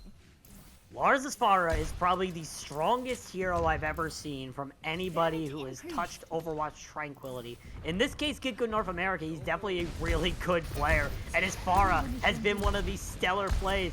Really, Reminiscence just don't know how to counter this because they're getting ambushed on all sides. Concept has to focus on 3 different targets at once. The Winston, the Tracer, and the Pharah! You just can't look at one thing. You look at Lars, you focus on Lars, Shock just jumps in on you. Exactly. That's where Reminiscence is really, or that's where Paradise Tempest is excelling at right now. They're making it so that no member of Reminiscence is looking at only one target. They're looking at multiple targets. You've had it now that Reminiscence are switching over to the 6-man dive competition. They have to switch up the comp switch, and now it's only 50% here for them to try and get any sort of coverage on this point. So it's going to be hard for them to make any sort of engagements, and already last of us dead. The manual hack goes in onto Lars. At this point, you're just switching off of the Cassidy, and you don't have Steam Scan anymore. The Sombra can try, but Lars is going to dissect you there. And we are seeing a complete reversal of the narrative we had coming through of Paradise Tempest not being this dive, of not being this brawl team. They are rolling through on this brawl map. Yeah, they really are. They're playing their strategies perfectly. Right now, Reminiscence need to try and come with a strategy. Try to hack the Pharah out of the sky. They are going to be able to, but he's really high up. Maybe not be able to get the kill. Never mind. Nope, staying out. After early take, but you still have a lot of scary ultimates now to deal with. 3 of them being popped. The Minefield, the Valkyrie, and the Primal Rage all going through. Glitch goes down. So does Plasma. And there's just no heals for you. Coaching will fall, but it's just going to be pennies compared to the absolute robbery that Paradise Tempest has put on today, on the map where they felt most comfortable, on the map where they thought they could win. It was the brawl map. They are the brawl team. It looks like Paradise Tempest are going to be the team to beat. They're moving on to the tournament, and there you go. Into the playoffs, we have our first group. We have our first group, and its name is Paradise Tempest. Paradise Tempest get revenge from Reminiscence from that Season 7 Discord tier finals and will be the victor here in this match. Unbelievable performance, coming back in every sort of rough situation. They get the revenge when they need it the most, and they pull off some of the most abstract strategies that nobody can figure out how to counter and take the victory over Reminiscence. Amazing job from everybody on that team. They've done an amazing job. The coaching has done an amazing job figuring out these strategies. Reminiscence did have them a little bit when it came to King's Row, but outside of that, they did a really good job being able to counter all of those. But great job for Paradise Tempest. Reminiscence, you still have a chance here in the NACC, but for now, you have to admit defeat to Paradise Tempest. It's probably going to be a while before you see them again, but for now, Tempest take the victory. Now, K-Wing, I know it's very hard to say, but we have to try and choose a player of the match here for the side of Paradise Tempest. They had so many amazing players, but only one player can be crowned a player of the match. Who are you assigning it to? For me, I'm going to be the absolute queen of recency bias, and I'm gonna go with Lars. You really had a lot of amazing players going on, but I'm just going to come out and say it. That Lijiang Tower was a pretty solid play, borderlining on a carry from Lars. You had charging the ult in 27 seconds. You had barrage kill after barrage kill. You had almost single-handedly, sometimes winning fights. Lars was a force to be reckoned with on the map that coming in, I thought this was Reminiscence's map to win. It was the Brawl map. They're the Brawl team. And Lars came in and said, we can take them to their house and we can beat them in it. That was incredible, and it has to be Lars for me. Yeah, I definitely feel like Lars was a good pick, and if it weren't for you picking him, I would pick him. I'm not going to double down, though. I feel like there's two people, actually, that could be helpful for Paradise's success, and those are the support line. Ira and Blanche did an amazing job. I talked about them a lot on Anubis, being able to stay alive, keep the entire team alive when they were so critical health, and they were able to bring it back for them. So I got to give it to not one, but two people, Ira and Blanche, the support line for Paradise Tempest. And if it weren't for Ira pocketing Lars, being able to keep that Pharah on the gas the entire time, we probably wouldn't have been able to see that performance coming out from Lars. So great job to the support line for Paradise Tempest. They get my players of the match. So it was an amazing match, K-Wing, but we still have one more to show off later. It is Forefront Esports versus Quokka Queens, which I am super excited for. I mean, we saw Forefront Esports go to a map 6 yesterday. Quokka Queens, it's going to be interesting to see what the move is here and which team is going to be able to come out on top. But regardless, it's going to be a good match, and I am really excited to watch it. Yeah, absolutely. Meanwhile, over on this side of the bracket, over on Group A, we do have, with Reminiscence dropping down, they're going to be facing Delirium, who just before came out and took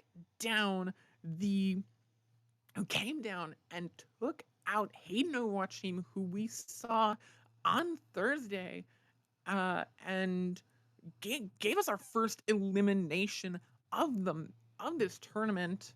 So if Reminiscence wants to book their spot in the playoffs, they do have a chance, but it's going to be through Delirium first. Yeah, we'll have to see if they're able to take on Delirium here. Obviously, I mean, Paradise Tempest did beat Delirium 3-0. Reminiscence's chances might be pretty good, but it could all depend on what Delirium decides to pull out. But Reminiscence is still not out of it, and we will see what the move is there. It's going to be very interesting, but for now, that is pretty much all that we have. We're going to be back here at 9 p.m. Eastern Standard Time, about 15 minutes from now. If you're watching the live broadcast, stay tuned if you're still here. But for K-Wing and Laggy, for now, I've been Bowsy, and we will see you later today for our match for Quokka Queens versus Forefront Esports.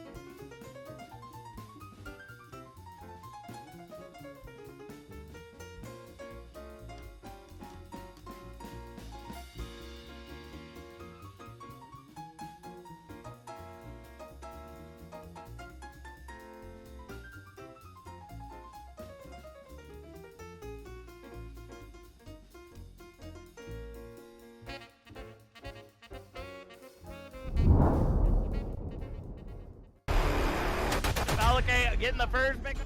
Oh, get three, Pyro, get three with the Void Kick putting on a clinic.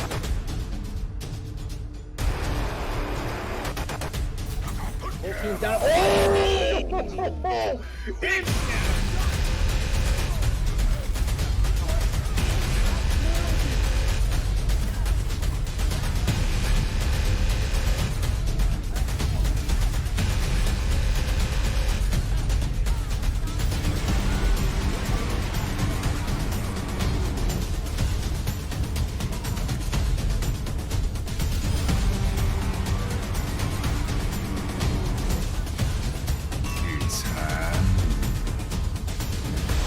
Nailed it. I told you to stop resisting.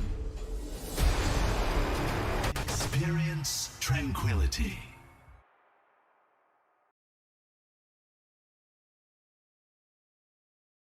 Hello and welcome back. We're here with the second and final match of the day. We had quite a barn burner in our first match between Reminiscence and Paradise Tempest, and we had Paradise Tempest surprising us all, taking that match 3-2 on a nail biter of a Lijiang tower. But now we've got Quokka Queens and we got Forefront Esports. Quokka Queens, of course, coming from Tranquility Season 7, and Forefront Esports coming from Get Good NA Season 8. So pretty interesting, and two pretty big organizations, and two organizations that I'm proud to say that I have done some work for, and I'm excited to see them face off. Yeah, I'm super excited to see these two teams face off. Quokka Queens had a very good chance of taking that championship. They were the only team to take down Reminiscence in Tranquility Season 7. They didn't make it to the finals because they lost to Paradise Lost. In Forefront, they were third in Get Good North America Season 8 Intermediate Division, so they have potential to try and make it. Forefront comes off a 6-map series on Thursday after they beat Atomic. Actually, no, not Thursday. On yesterday. So they don't have a lot of time to rest. A 6-map series coming into today. Quokka Queens, on the other hand, they got a 3-0 victory over Mirage Alliance yesterday. So it's going to be interesting to see which of these teams comes out on top. And I'm personally very excited to see what we're going to be seeing here, K-Wing, because this could be a barn burner of 5-map series, a 6-map series, or this could be a sweep. And either way, I'm interested to see who comes out on top. Definitely, as we're looking now, we do have the 2 games going on right now. We, of course, have Quokka Queens and Forefront Esports right here on the Overwatch Tranquility channel, but over on the Pachamari League, we have Mirage Alliance and Atomic.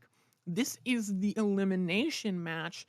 You got Freya and Haitian Homie over there on the cast, so definitely something cool to watch on the replay if you want, or to head over there as well. They're all part of the NACC, but the winner of that match will end up facing the loser of this match. Of course, neither of these teams are going to want to lose. The winner will be moving on and punching their ticket to the playoffs, and I'm pretty excited to see which one of these teams that'll end up being as we go to our first map of the series, Lijiang Tower. Lijiang Tower, we saw it end in the Reminiscence versus Paradise Tempest game. We see it start here in the Quokka Queens versus Forefront game, and as we learned, Brawl is not the only solution here. Anything can pretty much work, and we're going to see which team is going to be able to get the advantage here between Forefront and Quokka Queens. Quokka Queens will be on the blue team, Forefront will be on the red, as we're going to start again with Lijiang Garden, where we saw that amazing Paradise Tempest win come in place. But it's going to be interesting. Do you think we'll see Brawl comps, or do you think we'll see dive comps as the comps are revealed in 5 seconds? Quick prediction. I think we're going to see the Brawl comps. I think that was a bit of a, well, look at that. Looks like you're going to see a little bit of both, as you have some dive on one side and some Brawl on the other. Yeah, we're going to be seeing on the side of Forefront, they're looking to be running this Brawl composition with a Doom Reaper. So, obviously going to be interesting. They want to go for that Forefront damage, go immediately right into it. But on the side of Quokka Queens, running the traditional 6-man dive. And, of course, Forefront decided to change on me. They're running the Somber Reaper. Pretty much a 6-man dive, except a Reinhardt instead of a Winston. So we'll see which team is able to come out on top. But already Forefront getting that health pack control might be big. And the fight starting to take forward now. We'll see if the Winston gets the advantage or the Reinhardt gets the advantage. Manuel has coming in onto two different people. Madsen comes in onto boosting. Boosting has been swinging this camera side to side to already get 86% of the ultimate point. Has the Shatter, uses it, gets 2 on the ground. That helps seal it for Forefront Esports. Boosted's Reinhardt is definitely being able to show how much pressure he can put on the enemy team. Definitely have that more sustain with the shield. Not have a little bit of taser gun, which only does a little bit of damage. Have that giant hammer just swinging it straight in front of people. So great job by Boosted to be able to build up that Shatter. I think a little preemptive to use the Shatter that early, but whatever gets you the point faster is going to work. But we'll see if it plays into their advantage here. Forefront do have this EMP building up very soon, and they already got the big hack on the Vino. No defense matrix in this first fight. Just the pick on the Boosted. There's the both coalescing coming in. The main takes down Monarch. Able to use that until the end. You have the OTM. Most Death Blossoms are up, but also Red is the only one there. Death Blossom gonna get 2, gonna get 1 with the shotgun as well. And Mosquito Game taking out another, and it is going to be a good defense for Forefront Esports. Yeah, Forefront used that EMP Death Blossom combo with all for Reddit and Mosquito to be able to finish that out, so great job by them to be able to finish that up. Quokka Queens looked like they wanted to use the EMP there, but just weren't able to use it fast enough. Matson did use it, but no one was there to follow up on it. They were all dead in the hands of all for Reddit. So we'll see what the move is here. Oh, that's a big hack on the Boosted! Reborn! Reborn! Reborn! Reborn! Get that!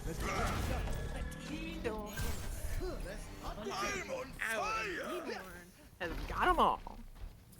And that definitely put Quokka Queens back up from the grave. They were reborn into that fight. Big plays, big plays. A big hack onto Boosted. A big shatter coming out from Q. A big hack going on onto Boosted. Big Blossom, big plays, and that's a big charge. That is pretty big. NPC out of there though. Gonna shut in. Actually gonna get picked onto also Reddit. Lucio as well. Alatar getting to go really down. And Quokka Queens with the defense on. Huge good play. Yeah, definitely a good play there. QZ just charging in. You know, an aggressive Reinhardt is always the best Reinhardt, and when the Reinhardt is making the other Reinhardt drop the shield, or at least get in an area where this bomb will kill him, that's definitely a good move. So good move there from Quokka Queens to be able to set that up. They don't have a lot of ults here, only the support ults coming into the next fight, so we'll see if they're able to build any of those up mid-fight and be able to take advantage of it. But we'll see. Forefront are making their engage onto the point. See if they're able to make anything big. The Shatter. Vino just goes down. We're getting some damage onto the Boosted. EMP'd. What you get when you get a beat and the Sombra's got the EMP, you're gonna just get completely chunked down. You're gonna lose that ult immediately in the Vino. I think it's too trying to keep this alive for Quokka Queens, and it looks like they will. Yeah, it's like my favorite Overwatch parody. EMP killed the radio star. Just got rid of every single shield that the beat had and made it so that Forefront Esports were already at the disadvantage. I know I'm making a bunch of bad jokes, trust me. Navino probably likes it, but now we're heading into final fight territory here for Forefront. They need to try to take this point or else they're going to be losing this first point. It's already a big hack on the Montaigne! Oh, God!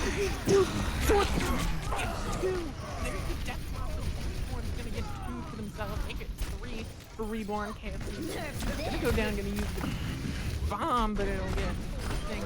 The Remax Zorthon as well. The Reaper Zorthon. 3 for Reborn, and the first round to Quokka Queens. Great job by Quokka to be able to come back from that. It looked kind of rough there at the beginning, but they were able to make that swap to the Reinhardt, be able to make everything worth it. So great job by them. So we're going to see how well they do here on the next map, which is Lijiang Night Market. So we're going to see which team takes the advantage. Again, another brawl map, and we're already going to be seeing those Symmetras come out on both sides before they even get started. I'm interested to see if KFC Nuggies... Doomfist? Yeah, Doomfist is actually very popular here on Night Market, but what I'm interested in, KFC Nuggies on the Winston, now Navino on the Winston. I thought the Winston was just like a one-time thing, but apparently D.Va is not really needed on this map if you have two main tanks, so we'll see if it plays into the advantage for both teams, as they're going to be taking that TP up to the windows, and already a little bit quicker by Quokka. From the window to the wall, Reborn gets that first pick, but Monarch's gonna go down first. Goose is gone as well, and looks like Matson on the Symmetra. Oh, QZY barely staying alive, and Queen in a quick scrap, able to take the fight, but he's gonna jump in. At this point, but it won't be much. And Horn takes him on the Doomfist, and Matson. Hello. Yeah, definitely a good job there by Quokka. They went through the TP faster. That was pretty much all it came down to. It just depends on how fast you're able to push in with that TP, how fast you're able to set it up. The faster team will take the advantage, and now you're going to see Forefront do the bait. Yep, this is a common strat you see on Legion Garden. They just go, or Night Market, they just fake the TP, and Awful Reddit's already gotten Matson. That is a huge punch. You use that option for the... Oh, that was a little bit of a weird bounce there from Reborn. We're gonna get onto Awful Reddit. You cannot use your E to slam him in. No charge or boosted, and just bouncing around, trying to stay away. Boosted will eventually catch them with the hammer, and then they're ready to come right back in. QZY has the shatter though. This could be big. It could be. You definitely have a lot of ults coming out on both sides. If QZ's able to land the shatter, could be big, but he could die before it even happens. But that immortality field is barely keeping alive. Should be able to stay alive for the shatter. Yes, he got it off. Oh, that's a lot of picks coming through. That's exactly what you need, and that's the beat coming through. That's just what that was. Yeah, great support play from Monarch and Zorfcon to be able to keep QZ alive. QZ was extremely low through all of that, and yet that support play kept him alive, made sure the Saturn could get off, and make sure that they were able to take that fight. Now, Forefront, once again, looking at last fight territory, they don't have a lot of ults. Only this Power Rage and Beat are going to be online, and they might not be able to get the ladder, and already Quokka's found 2 picks. Yeah, the Moira and the Reinhardt, those are two pretty big players. You can't stay alive long with just the lethal heals and no shield to hide behind. And KFC Nuggies is gonna be absolutely wreaking havoc on the members of Fucking Queens. It is just going to be cleanup as Flint flips over. Yeah, Forefront Esports able to take it back there, so great job by them to be able to take that back, and now they will be able to get point control. No ults in the bank for them, however. And we already see a swap coming out from Quokka Queens. Navino will switch over to the D.Va now, so no more of this Ryan Monkey nonsense. And they're just going to be TPing straight to the point. Forefront didn't see it coming, and they didn't see that shatter either. Oh, that's just good play from Shatter, and that's to clean everything up. The DPS swing it around. Quokka Queens takes it 2-0.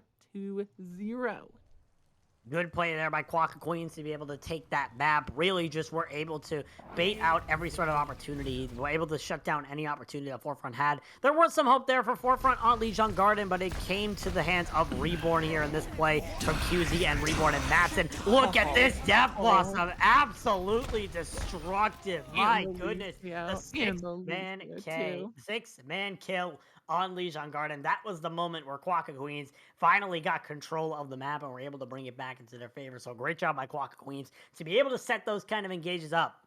You don't happen all the time, but when they do, they can definitely make an impact. So now, Forefront are at the disadvantage. They have to choose our next map, which is going to be our escort map, and they get to choose between Gibraltar, Dorado, and Rialto. Which map do you think they're going to be choosing here? They chose Gibraltar yesterday, and as I say that, I apologize, K-Wing. You're not going to get a chance to talk. They're choosing Gibraltar today. Looks like that's, yeah, they're going to be choosing the Gibraltar. It looks, they really wanted to play that Winston. They wanted to pull out the Winston on Li Zhang, which is an interesting choice. So it makes sense to me that they're going to try and go onto Watchpoint Gibraltar, which is the dive map. It's just the dive map. Yep. And this is worth noting. When they played Atomic yesterday and had that 6-map thriller, they lost the first map, which was, from what I'm seeing, Busan, which, okay. They did win Lijiang Tower later in the day, but they ended up losing the first map, and then they went to Gibraltar. So, and of course, they ended up winning Gibraltar. So, there's a chance that this is a strategical move. They obviously may feel comfortable here on Gibraltar, so we'll see if they are able to beat Quokka Queens here on Watchpoint Gibraltar, or if they're going to be falling down, or if they're not going to be winning the map and are going to have to go against match point. So we'll see what the move is here from the side of Forefront. We do have a swap coming in on the side of Quokka Queens. We're going to be seeing Matson, that Sombra Specialist swap out. Laser is coming in on the DPS slot. From what I remember, Laser used to play for Devil Dukes in Overwatch Tranquility in Season 7. Now, obviously, he's playing DPS for Quokka Queens here in the North American Community Championship. So we're going to see how well he is, if he's going to be able to do anything in terms of that in terms of that play, and we're going to see if it makes any sort of difference.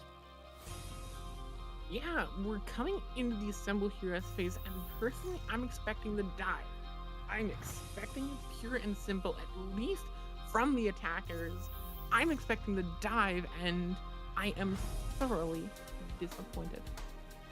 Double shield, or not even double shield, pulled pork composition. This could be, now hear me out. This is a common strategy to do when you start the map. Pulled pork, what they usually do is they decide to pull, if they see someone on the bridge, they'll pull them with the halt. Whoa. They're trolling. I refuse. Please, yes. Well, let me focus on the team that actually is set in their composition, which is Quokka Queens. They're going to be running this dive style. They're going to be running the Monkey Diva, Ash Tracer, Brigana. So basically a mix of counter and normal dive. So we'll see if it works into their favor. And yeah, as I expected, Forefront Esports, they're sticking with this Hug Orisa, but here's why. You see all for Reddit on this TP. They're going to TP over to that high ground, try to get a pull pork and try to get pick. Unfortunately, goes the opposite way. Reborn gets the pick off onto Boosted, so this plan has already sort of failed, and Reborn's Tracer already starting to wreak havoc. We'll see if they decide to stick with this. They are. No, they aren't. Boosted switching over to the Winston. KFC Nugget switching over to Diva. They're going to be running the stock standard dive with the Hanzo instead of the Ash. Play the Bastion, you coward. No. Play the Bastion. You coward. Vivino is going to get taken down by Boosted. Eddie, so you leave him. And now, doing too a little bit to maintain this high ground, which is incredibly important to the dive. Laser's going to get to pick onto Alistair, onto that Brig, but Laser will go down. That's a huge sleep! What? Beautiful sleep! Oh no, the recall! They were able to recall. Going to sting a live scout. Reborn gets taken down off of a really beautiful sleep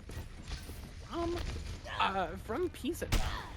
Yeah, Peace-N doing really good job. Peace-N, I'm pretty sure it is, but still, he's getting good sleeps all around. Boosted also gets sleeps here with the nano boost, but still, really, Forefront Esports showing that they know how to play this dive composition. They're just wiping out picks one by one here. They do lose Ali later, but for the most part, looks like they're going to be able to hold this. Yeah, looks like it, as Alfred is going to take down Laser. Reborn takes down Ethan, but it is the only way. Reborn will get 2, but it won't be enough as the card rolls through. 0.82 meters left. Goodbye, Zorthcorn into the con. You're good, Frank. You're gonna good. Yeah, pretty much. It's been pretty good play here from Forefront, especially from Peace-N and Ali later here on the support duo. They've definitely been doing a great job holding their own. So we're going to see if it's able to continue. The Forefront have 4 of the 6 ults on board here. They might be able to get a 5th, but here comes that bomb from Navino. Will be big. Nope, unfortunately, and he loses his life for it too. So this is looking rougher and rougher here for Quokka Queens. Might continue to be in the advantage here for Forefront Esports unless Quokka Queens decides to change something. It's a big pick though. Laser killing Mosquito Game.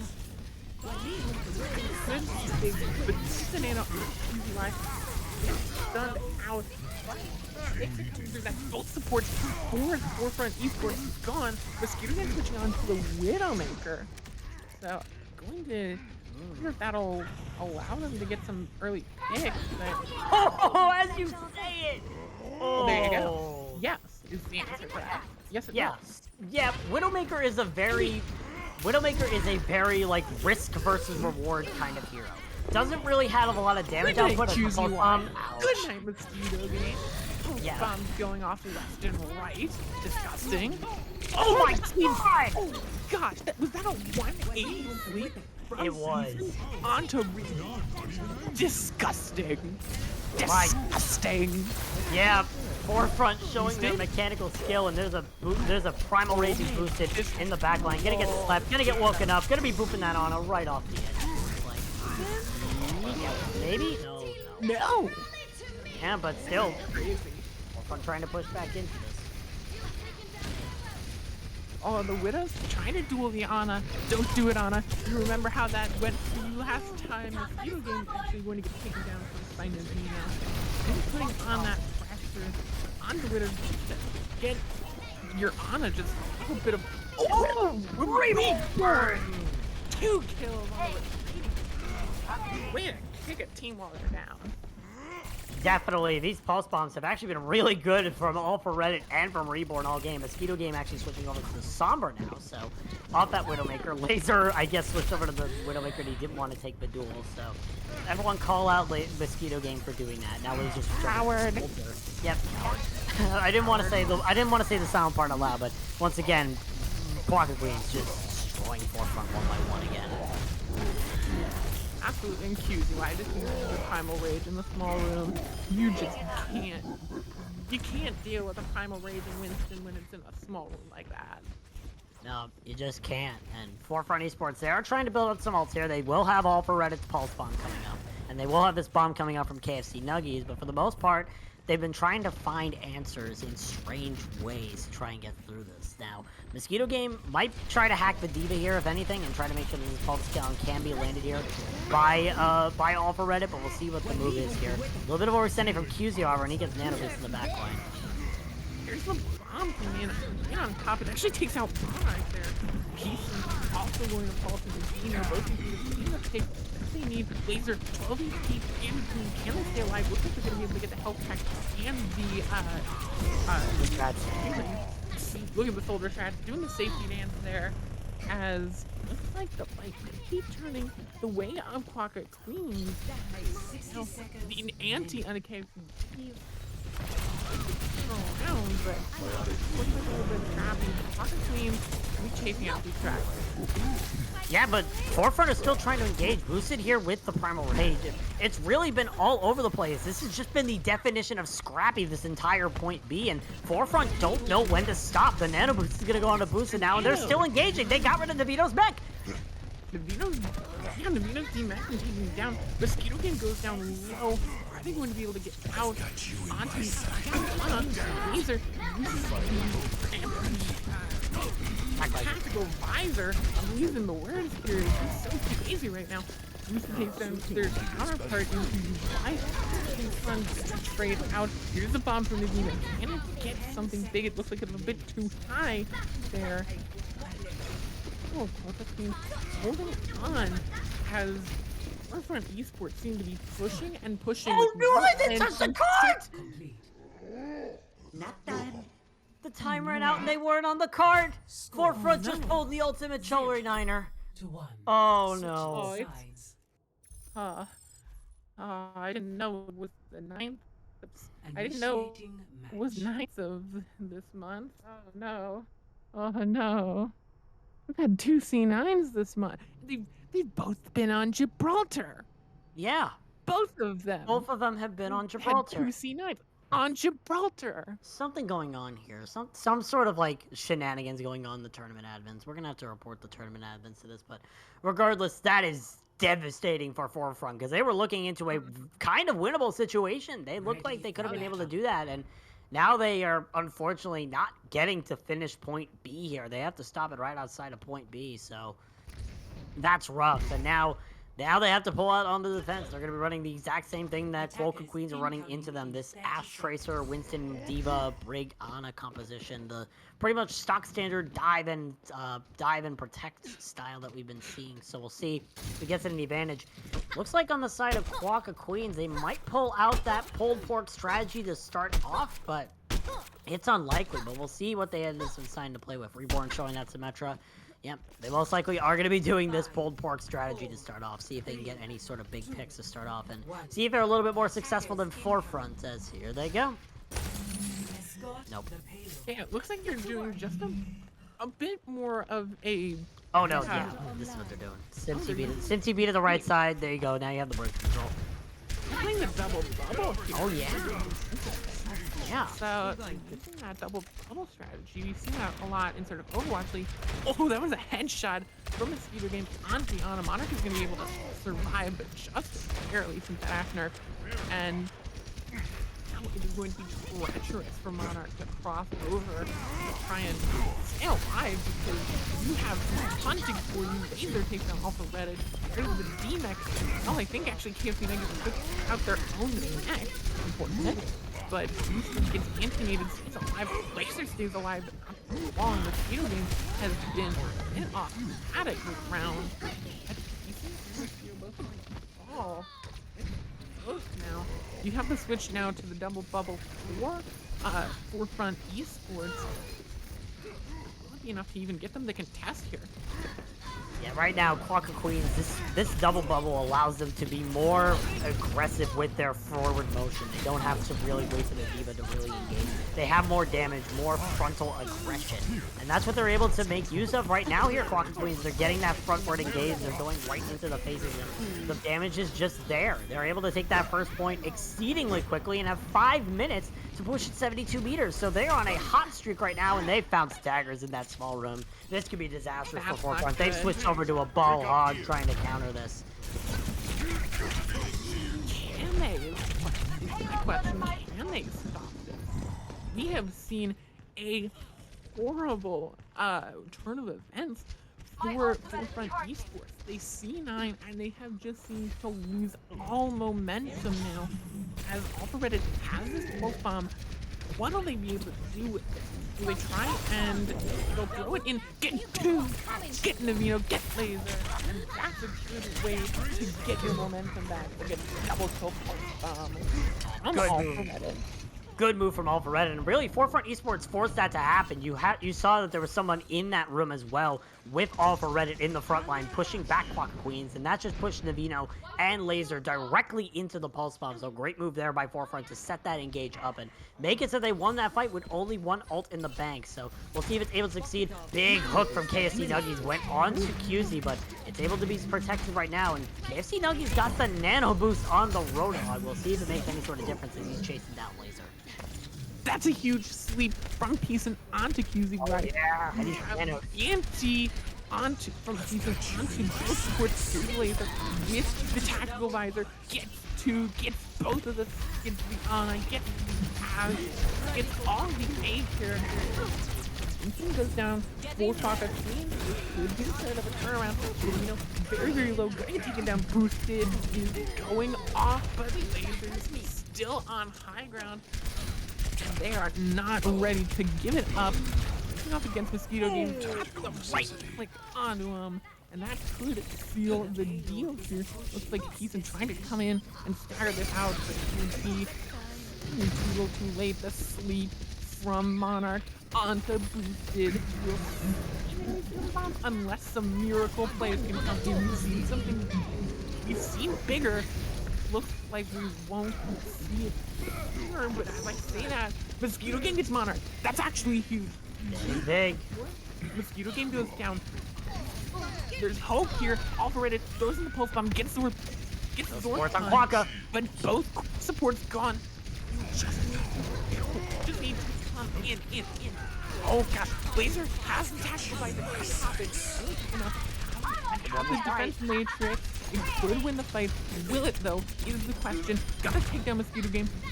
KFC Nugget's gonna go down, and it looks so close. It looked like there was hope for them. Reborn has the pulse bomb as well. I'll throw it in. Doesn't look like it'll get any stick. Will get a. Will just. Oh, good. Ethan is all gonna go down. Kind of pops the rally. Gives all their team a bunch of armor. And unless some always can come out from the 3 people on the point right now. Really behind Parker Queen. Just trying to get those daggers away from the cart just for 2.7 meters. And look, potentially they will. As Parker Queens go up 2-0. Match point for Quokka Queens entering halftime. It looked possible there for Forefront to bring it back, but there was just too much sustain on the side of Quokka Queens, and they were able to bring it back. Great job by them. Mosquito Gang gets the play of the game, so Forefront showing that they do indeed have some power left in them. They just need the perfect opportunity. Ouch! That is a beautiful snipe, but still, Forefront need to try and figure out what's wrong right now, because they are having some troubles trying to get with that target focus, having some trouble with these compositions. They're pulling out stuff that might not be working all the time, and now they have a challenge. They have halftime to try and think this through. 10 minutes to figure out how to figure it out, how to figure out how to get back from this, or Quokka Queens is going to be sweeping them. So it's going to be interesting to see. But when we get back, we'll be seeing if Quokka Queens can seal the deal or Forefront are going to start a reverse sweep. We'll see you after halftime.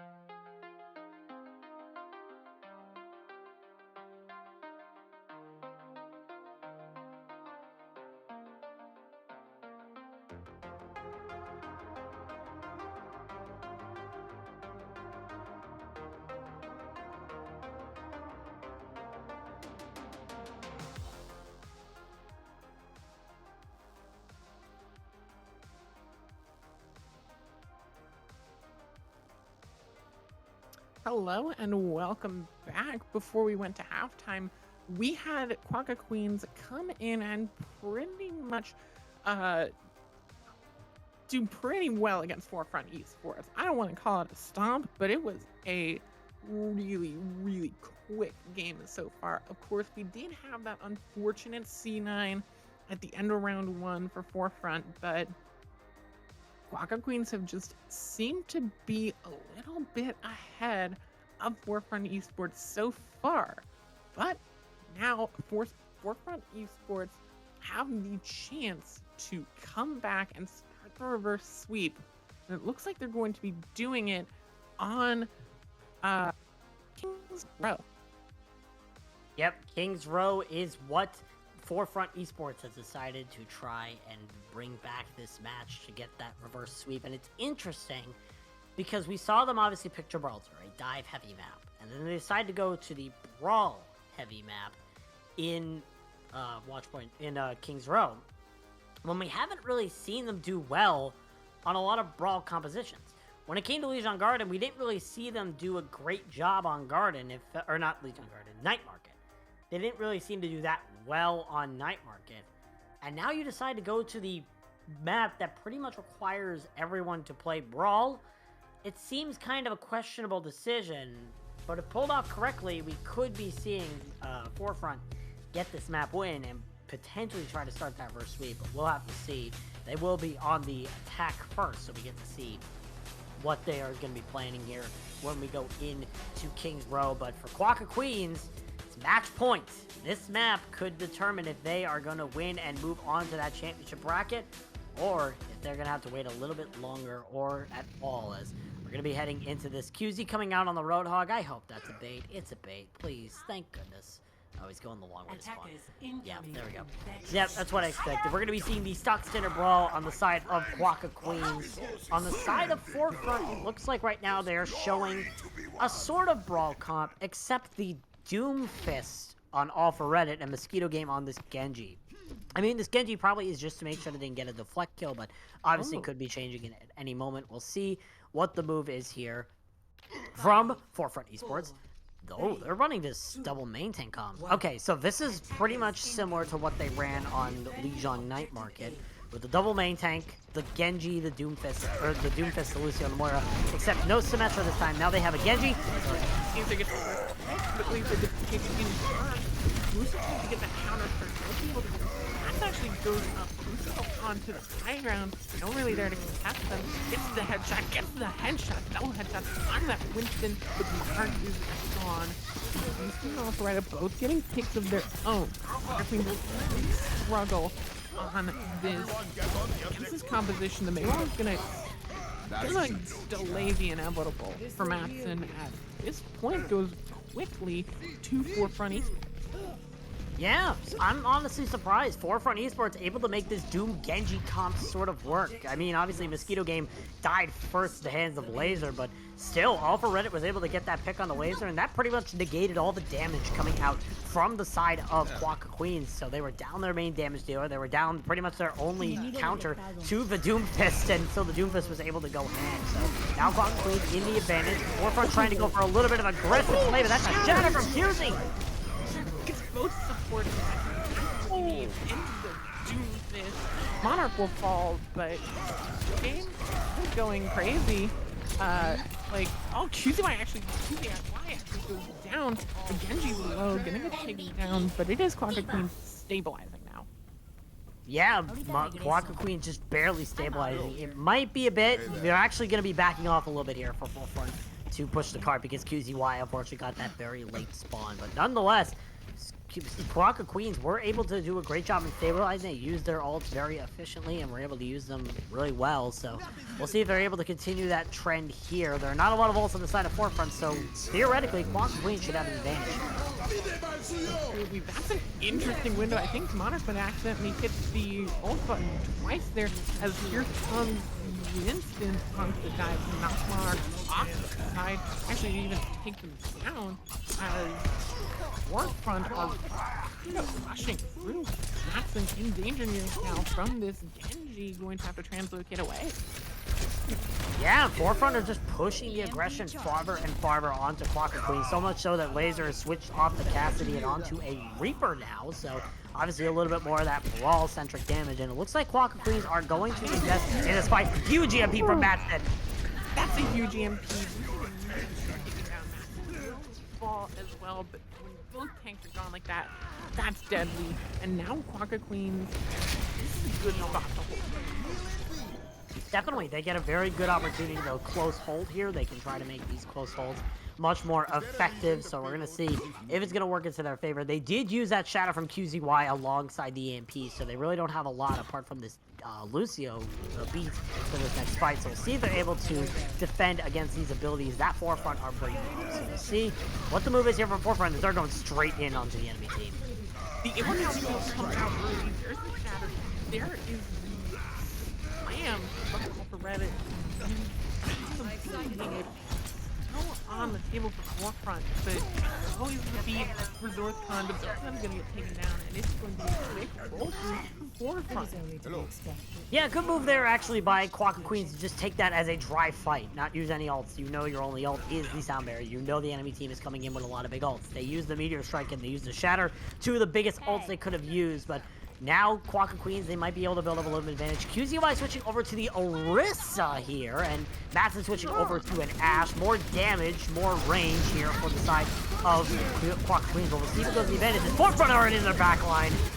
Bomb from Navino comes in time, and Lisa says, okay.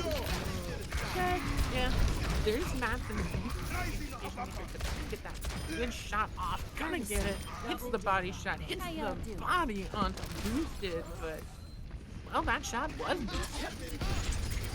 Yeah, it pretty much was from that amplification matrix from Monarch, and so from the rest of it, you're gonna be seeing Forefront back off. Quacker Queens finally get some stabilization. They lost Laser early, but they were just able to continue going on with those ults. But they have to be careful here because they only have this Death Blossom for the next fight. We'll have to see what the engagements here from Forefront. They're already trying to go very forward. Boosted obviously want to dictate the aggression here. Here comes that bomb from KC with the bomb. Works out the ammo field. Mortality. But the second, that's the stage. How we're gonna get a lot of kicks, but it'll force a lot of pressure on the Mercy. Will the Mercy go down? That's actually cool. That was so close. Laser switches to the Bastion. That's the Bastion coming out to Laser with the Mercy pocket as well. Could be the turnaround if they don't know how to stop it, but we have a lot of pressure there. And it's immediately shattered and taken down by Boosted. Has 2 minutes 40 seconds left. The Lucio almost moved it off there. That could have been a really good play. But the Bob is going to rain down. Navino! Gets 2 with 1 with the bomb, 1 with the Tranq. Laser is going to try it again with the Bastion. And get both of the support. And Quacker Queens, hold on. You never want to leave Navino untouched on a baby diva. This man is the remake master, able to get that remake kill, that 2K with the bomb, and the remake in general, and bring the fight back for Quacker Queens. So, big plays by Navino. Great job, and then they just let Laser be able to shoot freely as everyone was focused on the diva. So, now you see that Forefront Esports, they're pushing into this with 0 ults, except this Blade coming online, but they've already lost 2. Ooh. Yeah, they lost 2. They lost their Ryan. They lost their Lucio. There's the Genji as well. Even QZY going down is just going to be Yeah, definitely not. Zorthcon will get the res on the QZY as well, so now it's pretty much looking solid here for Quacker Queens to be able to hold this. Forefront are pushing in here with that Blade, with the bomb, with the Shadow, with the beat. They have opportunities. They just gotta use them to their full extent. And already, Mosquito gets out 2 with the Blade. Now, Zorthcon's gone. Mosquito goes down, but there's Shatter. Actually going to be boosted. Who's falling first. These are still up. And you don't have a lot of damage when you can kill the Bastion, and that is a lot of pressure as one of the spectators even says Monarch is the move. Yeah, I have to agree. Monarch has been a really good factor in most of these fights. Not only the heals, but also the damage. I'm pretty sure in these past 2 fights, he's gotten at least 3 or 4 picks. So definitely playing in favor here for the side of Quokka Queens. As now Quokka Queens have 40 seconds to try and hold this forefront. They need to try and come up with plans quick. They do have this Dragon Strike. All for Red. It obviously switched off to the Hanzo last fight. They will have the bomb. They will have the beat. They have opportunities. And they have a dead Bastion on the enemy team. Laser goes down. There's a Dragon Fade. He'll take down Fortron as well. There will be a chance to push in more kills. He might be going into the hard quick. Get D-Max. The immortality Monarch falls as well. And now it seems just like it. Laser has the tank form. And it looks like QZY is going to be spinning around and around and around. But where she stops, it looks like we will know. Overtime will tick over crucially for the members of for the members here for Forefront Esports. I dropped the name. Can't believe that. Forefront Esports, they do tick into overtime, and that's crucial here. Very crucial. That means if Quokka Queens get over a minute here on the time bank, that they will be shutting out Forefront from winning this map, and therefore making it so that Forefront, at the best, can only draw and keep Quokka Queens at match point. So Quokka Queens need to make a good push here and try to get it on their attack. We obviously saw they were able to hold off Forefront for about 4 minutes there on the defense, which was really well done considering it got so close so many times. So we'll see what the response is here from Forefront on their defense. Right now, it's not a lot. Right now, they've only selected the Hog and Ball, and that might be what they're rolling out on, as Boosted is already going out on that Ball. Looks like they're going for a sort of like spam-heavy composition here with the Roadhog, the Soldier, the Hanzo, and the Mercy Zenyatta, so we'll see if it works.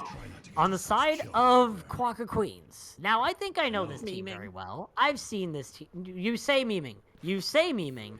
However, I am very, very convinced that they're going to be rolling out with those DPS picks. I know Quokka Queens' strategy. I know Quokka Queens' strategy on this map. I have seen Quokka Queens on this map before. You laugh. You laugh. Our producer's literally repeating, oh no, because here is what the strategy of Quokka Queens is. So, Matson on the Symmetra. Laser on the Bastion. You're going to see Matson here with the Symmetra try to teleport to the top of the statue. That's exactly what they're going to do. Laser's going to go in with Navino in the shield, and just like that, the turret is on, the Bastion turret on top of the statue trying to rain down hell. Unfortunately, didn't work. Laser missed the teleporter and Boost was able to take advantage of it. That's the second time I've called out such a big brain play and it didn't work. I should stop calling out these plays. Yeah. Yeah. We really did get a little bit of that of the caster curse there. Mosquito Game, Laser is specifically going to go out and challenge Mosquito Game and say, you can't counter my bar. And we're going to have to see if Laser is correct here. That switch is definitely, it's an aggressive switch. And it's going to demand something of those two players now. As we see them coming in now. Boosted comes in, rolls right into Diana and rolls right up to the side. Matson gets that first pick on a Mosquito Game, and now Laser has an opportunity to start raining havoc and raining death. Volkan gets hooked away by the Roadhog. Now Laser trying to chase them down. Can't really do enough damage. Close, but KFC Nuggies is just going to get swept away. Yeah, it looks like Forefront are just barely able to survive all this madness that's coming out from Quokka Queens. This play from Quokka just seems very confusing. There we go. Now we're getting to some more familiar heroes. That's not a familiar hero, QZY, but whatever. I guess we're going to be running Shadow Dive on King's Row now. Obviously, it can work here, but especially against this very quirky composition that you're seeing Forefront run. So we'll see what the move is. Oh, but KFC Nuggies. Nice KFC Nuggies. Yeah, Matson will fall as well. There's the headshot from Upper Reddit. That's the utilization you want. Good night, QZY as well. There's a Dragon Strike. Sorting the York Hunt going to fall first, and that's it there. There you have it. Matson and the members of Quokka Queens are going to go down. Good recovery there from Forefront. They lost their Roadhog early, and they were just able to continually put the pressure, be able to get those massive picks, a big boost up from Boosted, being able to put QZY in the line of sight of Mosquito Game and just end his life there. So now Quokka Queens, they have 1 minute and 30 seconds to try and get this 6-man dive to start working again. But the enemy team, they have some big ults online. We'll see if they're able to use them effectively. And Boosted has found his counterpart in the Sombra. Dying early means that you're going to try and shelter in space here, and Boosted getting bumped around like the ping pong ball he somewhat resembles, but somehow working out as the chase there. The Dragon Strike on our food also read it finds that pick does go down. If Peter finds that crucial pick, Laser pops in trying to get pressure in onto this point. Laser finds the pick on a Boosted. Mosquito Game down as well. Now is going to be moving towards the point. It is just those two up in the window, getting down to the destruction, but Madsen actually walked into a mine. There's Mosquito Game. No chick is out. That's horrible. And 30 seconds left for Quokka Queens. They don't have a lot of opportunities. They will have some big ults going in the next fight, however. This has to work. If this doesn't work, then Forefront can take this map. That could be big now that the Sombra is uncloaked, but he does have the TP if he wants to. And he could just go straight to the backline of Forefront if he is willing to. So Madsen might still successfully. Oh, that's big! Vito gets pieces. That is huge. You aren't going to be building up this Transcendent. Pieces get revived. But is it going to be the flip here? Point still ticking over, and you have QZY in the backline, causing chaos with the Primal, jumping in onto the Zenyatta. The Transcendent! They used the Transcendent. That could be bad, because Madsen still has EMP. Bad. There's the EMP. It'll catch two. It'll catch Alligator. Real Alligator actually falls in with Matt. Queen grabbing the point, but only in overtime. 2 minutes and 30 seconds. They need to start a roll right here. Good stagger on for Diva, but they need to start a roll if they want to finish with more than a minute left.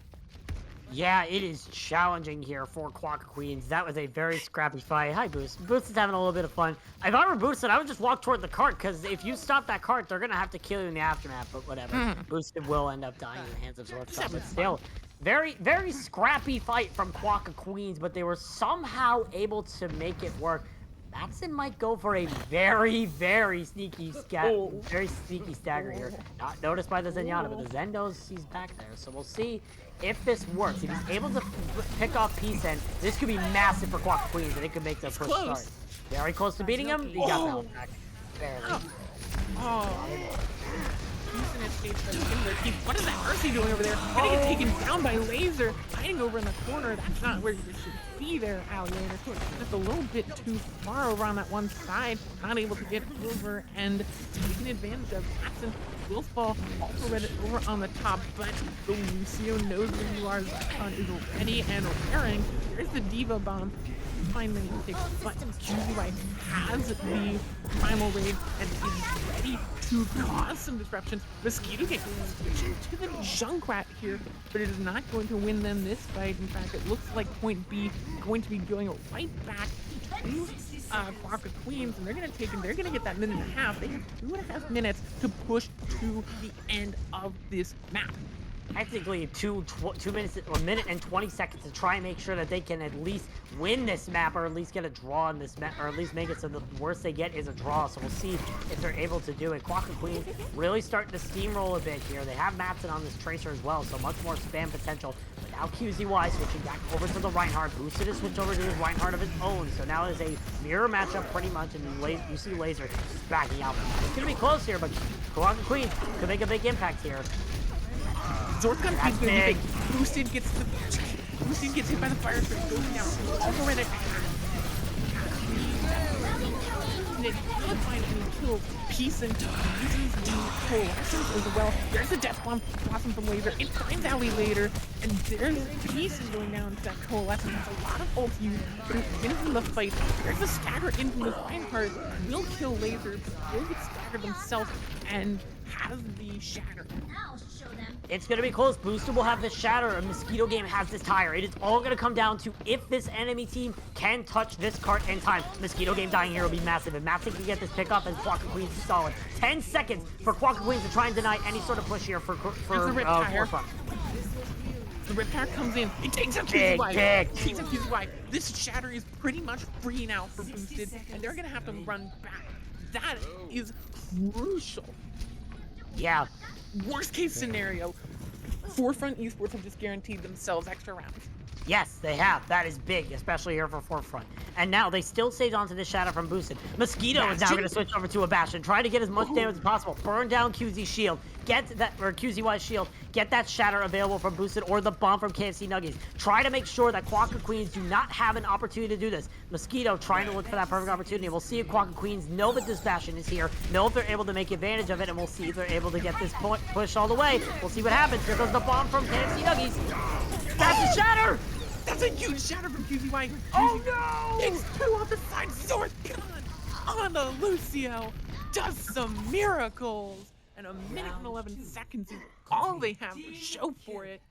But it is enough to get them that extra advantage going into extra round now.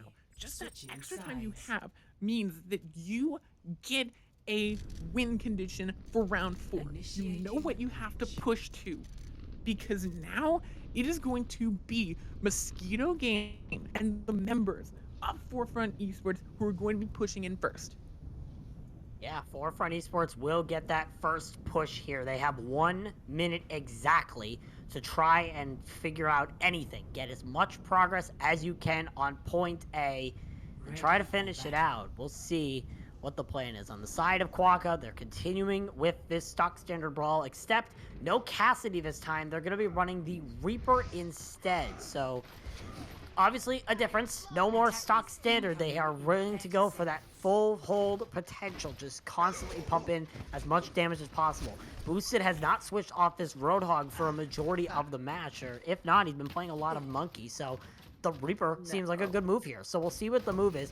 But on the side of Forefront, they might be able to take advantage of this. They look like Mosquito's obviously changing, but they have this Pharah from All for Reddit. If they stay on this Pharah, there is a very likely potential that they will be able to eliminate all of Quokka Queens because there's no hit scan. They also have that increased damage from Junkrat, but no longer. Now they have the Genji again. So pretty much the exact comp they ran on attack, except with different tanks, and they get an Pharah instead of a Doomfist. And they're trying to keep their backline safe. Yeah, that's a really... That is actually such a heads up play from Quokka Queen. They see the Pharah in the sky and they say, we're not going to win the battle in the sky. We need to win the battle on the ground. The point is flipping over now. The teams are able to take credit. Now, Laser just trying to take advantage now of trying to get rid of this Pharah. I think that they're around it a little bit, but also Reddit is free now. That's close. Not enough. That's close on the ball. The ball just used it. How? Also now has the barrage. Might be able to use it. The immortality field comes out. They don't even need it, as they could start pushing as well. Monarch goes down. That's just brutal. You need Cassidy.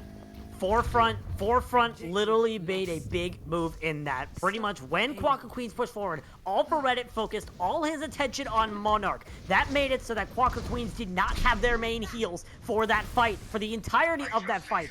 That's how Forefront was able to win that. They got rid of the biggest problem in that composition, the healers. So now, Forefront pushing this cart, they have the ults coming up soon. Quokka Queens had to make a DPS swap, so now the only ults they have are the support ults.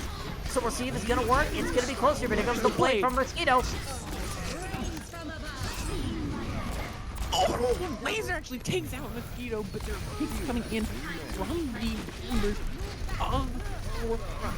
Forefront are able to take out most of the other players. All for Reddit will go down, but it is enough, and Laser will get staggered out as well by Boosted. I think Laser just fed himself there to boosted just to make sure that he could get killed as quickly as possible. And All for Red is now going to be switching over to a Cassidy of his own. Matson now switching over to the Tracer. Mosquito Game now over to the Doomfist. A lot of late swaps here considering that Forefront, they need to win every single fight from this point forward. This is not the time to be making these sort of moves, especially when you don't have a speed boost. But still, Quokka Queens, they have some ults now. They might be able to stop Forefront here and now as long as these ults go out. The pressure is very high, but they need to keep themselves relaxed. The shatter. That's the shatter. That's exactly Needed. 3 down. All for Red. All gone. There's the pick. Alley Leader gets hit by the Jedi. The Diva bomb. Take that one. AC Nugget is gone. 106 meters is the box of victory now for Forefront for Quokka Queens. It is the point of victory, but that is a very common place to hold here on Kings Row. So Forefront Esports, if they keep themselves calm, collected, get those sort of things that they need, they can take Kings Row away from Quokka Queens. That's saying that they don't even, that's even if they do not hold them here on the first point, which they very well could. We saw what happened on Quokka Queens' attack. They held them all the way to overtime. That was 4 minutes. If they could not do it in 4 minutes, then I do believe that Forefront could hold them here with 3 minutes. But they're running this weird strategy with a double shield and a Bastion, which is very exploitable. This is one of the times where I feel like I just don't think this is going to work right now. I feel like what you were running before was working fine. As long as you stuck on that, you were fine. But now you're running this strange strategy at what is pretty much your limit right now. This is all or go home, and you're deciding to go with this giant risk with a comp that really only works if you don't lose the fights. They are placing it pretty much all on we are going to win the first 2 fights. If they can win the first 2 fights, they are golden. But Laser and Madsen are on these long-range heroes. They're going to take advantage of that Bastion, and I don't know if there's really anything you can do here. Double shield might not be as effective, but still, Zara is going to absolutely cause problems for you. Just going to charge up his ultimate really fast. Madsen switches to the Hanzo for even more shield break pressure and more burst potential. Mosquito Game already taking some damage, and they're going to have to focus a lot on it. And if they're healing and not dishing out the damage, they're going to be in trouble. Mosquito Game is doing a lot of damage so far. 59, Easy Y on outside ground. He booped on the Bastion. He booped on the Bastion. That's huge. That's actually huge. The Bastion gets to kill the Laser. Laser goes down. The Bastion is still up. Will they go down? There's the pick. The storm arrow from that autonomous Mosquito Game. That is huge, but there's the rest. That's huge. And now 10 seconds. 10 seconds left. Is anyone even going to be able to touch now? Laser is the only person really that can touch. QZY probably can touch it. It was a big move. Here comes Laser. He's not going to be able to do it. That's it. Forefront will take Kings Row. They're starting this reverse sweep. They're going to try to reverse sweep Quokka Queens. And I commented bad about that strategy, but it worked out perfectly in the end. Just barely were they able to make that work. Great job by Forefront to be able to make that Bastion strategy work. It was an extremely high risk, high reward play, and it paid off perfectly. You love to see the Lucio play of the game, but oh my gosh, that was close. That was down to the wire there for Forefront, and now the momentum has started to shift. The winds have started to change direction, but will they blow Forefront to victory, or will they keep Quokka Queens on top and allow them to just take a 3-1? It's definitely going to be interesting coming out here from Forefront, considering how well they did on Kings Row. We're going to have to see. Our 2CP map is next. Quokka Queens will get the choice. Now, it's interesting to note, Quokka Queens have not played 2CP yet in this tournament, because the last time that they played, because the last match they played was a 3-0. You don't get to play 2CP in a 2-0. But it's worth noting, the last time that these teams had their sort of match, the last time the Forefront played was a few days ago, was yesterday against Atomic. Forefront brought them to Hanamura, because they brought on Blizzard World. They brought them to Hanamura, and Forefront lost their map pick.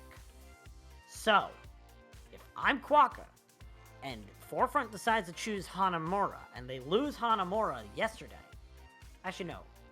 Atomic picked Hanamura, and then they won.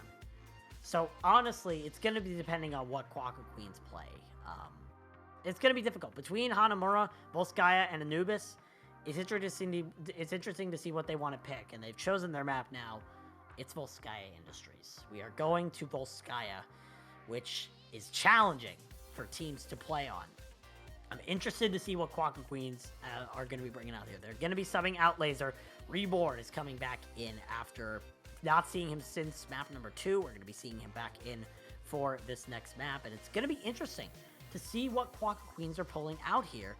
They have obviously a strategy they want to pull. Forefront might try to counter it, and we'll see if we go to a map 5 or if Quokka Queens are going to be eliminating Forefront and sending them down to the losers bracket to play the winner of the other match.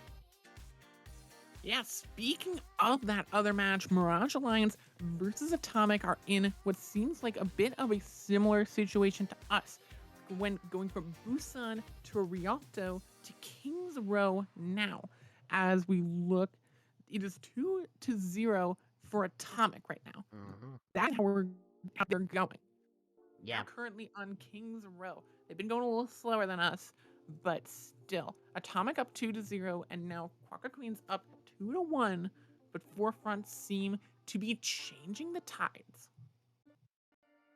Yeah, we're going to see what the move is here as we're getting started on Volskaya Industries. Forefront Esports, they have that first map win under their belt. They got to get 2 more to try and guarantee the reverse sweep, and who knows, we could get a draw here on Volskaya and maybe go to another map 6 situation. We'll have to see, but right now, it's going to be Quokka Queens on the defense first with Forefront on the attack. And right now, Quokka Queens showing their dive composition, this Ball Diva Tracer Sombra composition, which can work. Obviously, the Tracer and the Sombra's job is to just distract the enemy team.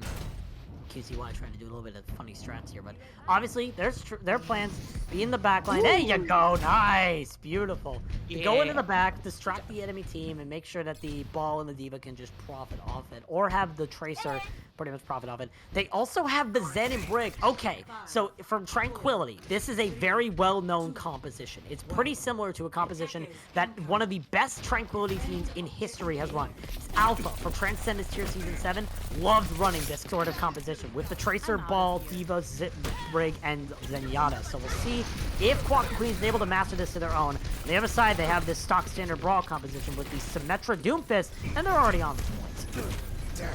Pushing in pretty fast already. Forefront Esports well, already going to go low. Boosted as well. Descend is putting a lot of pressure onto that Reinhardt. That's a huge boost. I'm not sure exactly who did it. It might have been QZY. Throwing them off the side. Boosting gets the full of the board. That's massive. That's no more damage on the side of Quokka. That is huge. You use a lot of that sort of damage on your head, and you're going to struggle even this amplification. Will you be able to stay alive long enough to even use it in a good way? That's so low. Everything alive, they're gonna get taken down. One of his TP strats. Houston, Monarch, and Zortan for the fall. Oh, the advantage here, but there's the EMP. Is there anyone there to follow up on it? Reward's back on the Doomfist. And QZY has the mind to keep everything safe for now, but it might not be enough. Alvarez has this ult. Lucio barely staying alive. The Sombra's behind them. Alley later.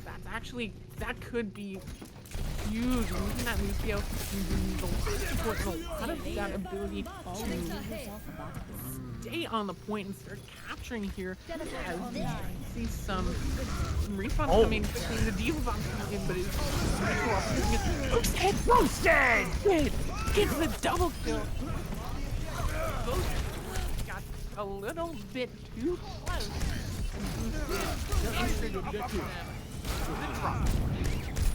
Yep, then right now, even though it's going to be Forefront taking this point, in the end, really, Quokka Queens really took the win in that fight because they forced out all of the ults on the side of Forefront. Forefront had 5 ults. They used 4 of them. The only things they have right now are the Meteor Strike and the Diva Bomb. They need to use these ults either perfectly or save up for next fights, and they've already lost boosts. So that could be disastrous here for the side of Forefront. Could be. Transcendent Monarch. Generally, not a lot of ways of be countered with the Transcendent, so Monarch is free to use it a little bit more aggressively as pieces taken down by the incredible use of that. Oh no. KFC KFC Nuggies. Yeah, he had to use the bomb to remech. He lost his mech, so he had to reuse it to remech. That is disastrous because now look at the side of Reborn of Forefront.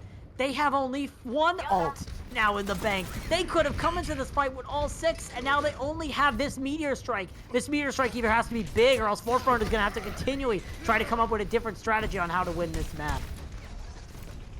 Unless Overwatch can pull out Lee and Hector, they can get taken down. Sprinted there. Sprinted by the minefield. Oh, goodbye. Slam. Goodbye. And Reborn. Oh, Lee. Indeed. Yep, it has been a messy engage here.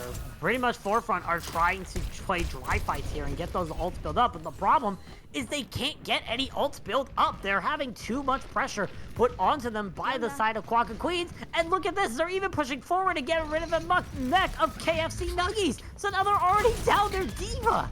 This is ridiculous right now. Forefront just needs some sort of structure, and Quokka Queen's not letting them have any of it, but that's a big pick. Mosquito getting Reborn. Now's the opportunity, if any, to push in. But another 6-man EMP! That's a 6-man EMP! Boosted doesn't get the pick on the map, though. The Shatter takes down QZ wide. I get pinned and taken down, but KC now you've gone. Well, let it. And take down Monarch. They take down the bridge. Yes! They're 3 HP, but take down by the Cobra. Just barely still alive there. Later. Interesting way to follow up. Since we have Madsen with this Cobra. Close here, but Respawn are going to zip through the members of Forefront. The Quokka Queens really having some 3-day shooting range here, as it is just open season now on Mosquito game. Something with the death box. I'm not sure about that. No, I don't think that was necessary. That fight was already well lost here for Reborn. Despite that, they're still trying to push in. They're going in 1 by 1 right now. Forefront think they're going to be winning this fight, but they're losing members left and right. What are they doing right now? Like, I don't mean to be that rude, but like, they're just keep pushing into these fights when there's literally, it's lost. They need to identify when these fights are lost, because Quokka Queens are just reaping the spoils of every single time they try to push in when there's 2 or 3 people down. So it's getting rough and rough here. They only have 1 minute and 20 seconds, and they've already lost Mosquito game. At this rate, you need to hold back. You cannot be pushing forward this much if you are Forefront. They're gonna if you see Quokka, they do have his EMP. They're probably gonna be using it aggressively, if I had to guess. I would too. They're currently 5v6 and they're still moving in. Mosquito game still isn't there, and that is just, this is just not what I want to see from Forefront. They seem to be losing their touch here, as 43% is all they have to show for what they've done. They got out the Transcendence in that fight, but what can they do now? They're just gonna get EMP'd. 5 people in that EMP. There goes the minefield. Monarch's gone. Red and Mosquito gone as well. That's just exactly what you expected. Boosted is gone, and no matter what KFC will do, they juggle all the legs. Even if you lose this time, it's just not enough. And Forefront are they just seem like a completely different team. Yeah, they just seem like they've lost the sort of order that they needed from before. They don't have answers right now. That beat gonna be coming out a little bit earlier from Ali later, trying to even push in, and now all for Reddit is down. That is not good at all. That was the only person that had the ult right now. Engaged. Cassidy. They had and this map 3 seemed like a Cinderella story, seemed like a comeback, but the clock might have just struck in midnight. Pobrecito. Yeah, it might have, as they will have at least one tick here on point A. So no matter what, they have a chance to make sure it's not a draw. But really, that means that it's only win or loss here for Forefront. They could either be going to a map 5 or head out in the most unceremonious of ways right now. So we'll see what the move is here from Forefront as they're going to be on the defense. Quokka Queens, now they have a goal in sight. 1 and about a third of a point to capture, and you have found yourself in the championship bracket. So we'll see what they decide to come out with here as the comps are about to be shown. And right now, Forefront on the defense is showing the Rhine Zarya. I mean, it's a very questionable comp for certainty. Now it's a Rhine now it's a Hog. Okay, there we go. That makes more sense. Hogarissa. They're going to be playing pulled pork here. So they obviously are trying to go for a bunker setup. They have the range damage in order to set up that bunker. This can work. This is a composition that can work. But the question is, can it sustain this dive composition that we've been seeing Quokka Queens do so well on with the Briggs and Yada? So much damage being pumped into them. Can they sustain it all is the question. Quick update on the lower bracket game that we were just talking about. It is Atomic taking it 3-0 over Mirage Alliance. The loser of this game will be going down and facing Atomic in an elimination game. There's the hook onto TCY though. We're gonna have to see now if it is going to be Quokka Queens, if we see a complete reversal coming out, or if it is going to be Forefront Esports. Off Reddit though, 85% to all 86%, it has been 30 seconds, and off Reddit is not going to go quietly into that night, going to try and keep things alive for their team, try to get that Dragon Strike up incredibly quickly, as a Halt Dragon Strike can be a good combination. Reborn goes down, and Quokka Queens is starting to have a bit of trouble pushing in onto point A.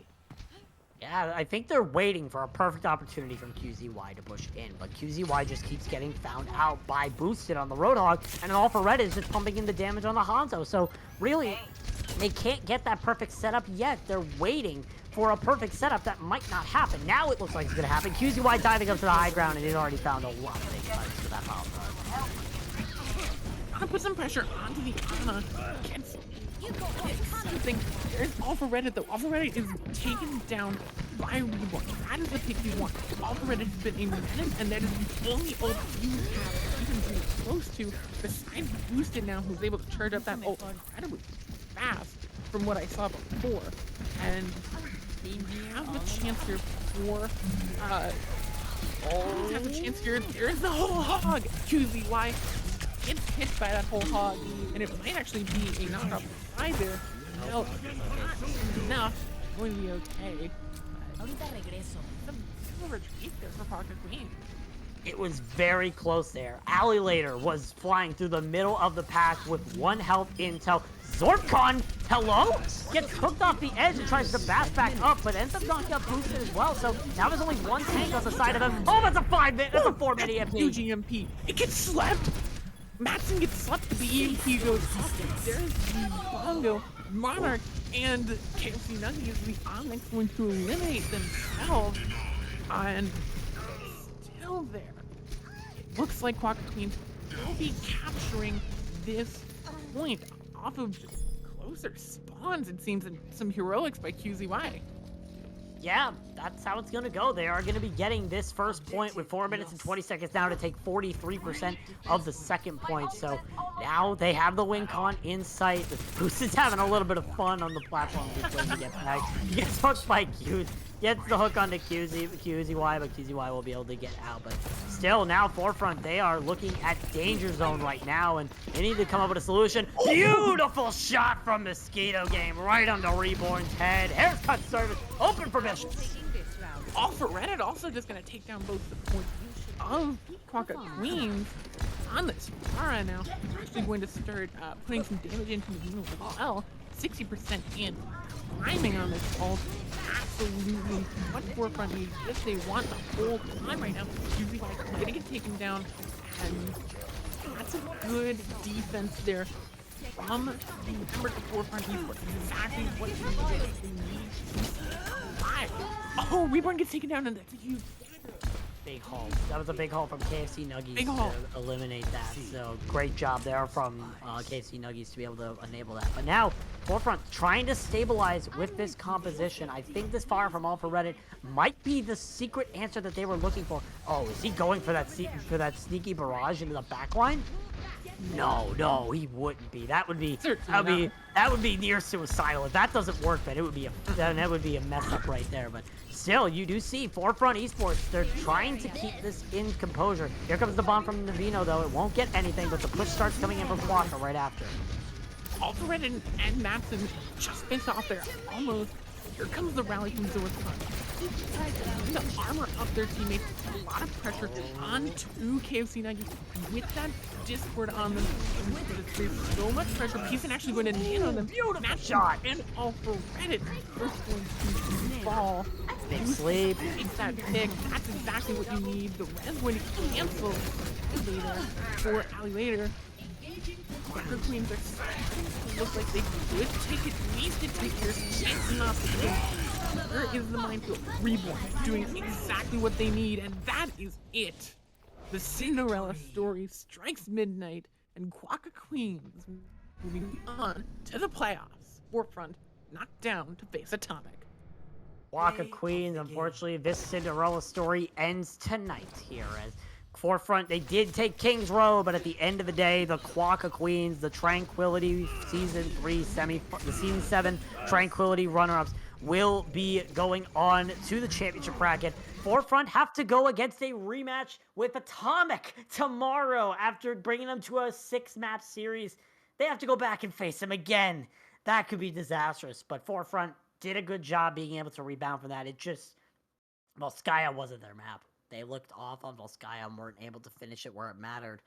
But a great job coming out from Quaka Queens. They will be moving on to the championship bracket and being able to get that performance, that chance to win the championship here in the North American Community Championship.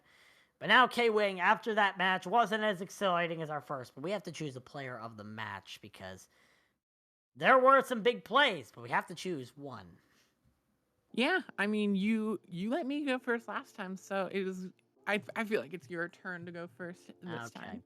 Fine. I like to usually end it up, but I'm fine. All right. Then in that All case, I have to choose the player of the match that I think did a lot of good job on the DPS coverage, and it's Matson. Matson did a pretty good job throughout the maps that we saw him in. He was doing a lot of damage, especially on that first map. The Sombra plays on the second map on the Lijiang Tower were really good. The setups, all that sort of stuff were perfect. And he comes out here on Volskaya and even does an amazing job on these heroes. The Hanzo shots were incredible. That Hanzo shot at the end pretty much was the deciding factor, eliminating the biggest threat to your team, being able to bring it to them. And now he's out of the picture. Keep pushing forward. You win the map. That is what Matson was able to do. And really, he was the enabler for Quaka Queens in that final map. I'm giving my player of the match to Matson, the DPS player for Quaka Queens. That's a pretty good choice there, and I definitely think that it's a good choice. But I have to go with QZY. I'm a fan of the Wrecking Ball. I'm a fan of Chaos, and QZY was bringing it in spades. And I think also just playing incredibly well, knocking people off the side, knocking people off the top. Just really good play there. Look at that Reinhardt play. Just getting all of that. That pin was just beautiful. I don't care what anyone else says. That pin was just lovely. Chef's kiss. Beautiful. Yes, to you, beautiful. QZY. Yeah, also honorable mention to All for Reddit on the side of Forefront. Probably one of the biggest impact players from that entire team. That guy, he would never stop. Just continually giving big play after big play after big play. And really, he was an absolute force of nature. And really, I feel like Forefront need him in order to win these matches. So it's always good to have that sort of player that you really want to have. And thankfully for Forefront, they have All for Reddit. So great job there for All for Reddit. Honorable mention again to him because, again, if it weren't for him, I feel like Forefront would be in a lot of trouble. So great job overall by Forefront. Unfortunately, they have to go face off against Atomic with a rematch tomorrow. The Quokka Queens get the victory today, and they will be moving on through the bracket here. They will be promoted to the championship bracket next week, and they'll face off against the loser of Reminiscence, or against the winner of Reminiscence versus... What? I totally forgot the other team that played today. Reminiscence versus... Delirium. Yeah, that team. Delirium. Yeah, Delirium. Thank you. Reminiscence versus Delirium. So the winner of that match will face off against Quokka Queens in the championship bracket. But pretty much that's all of it here for tonight. Coverage of the day is pretty much over. Tomorrow we have 2 more matches to decide who goes on to that championship bracket. Make sure to stay tuned for where those are going to be. But for everyone here in the booth, including Laggy Son, our amazing producer, and K-Wing, my amazing co-caster, who's done an amazing job these past 2 days, I've been Bowsy, and we hope you have an amazing night.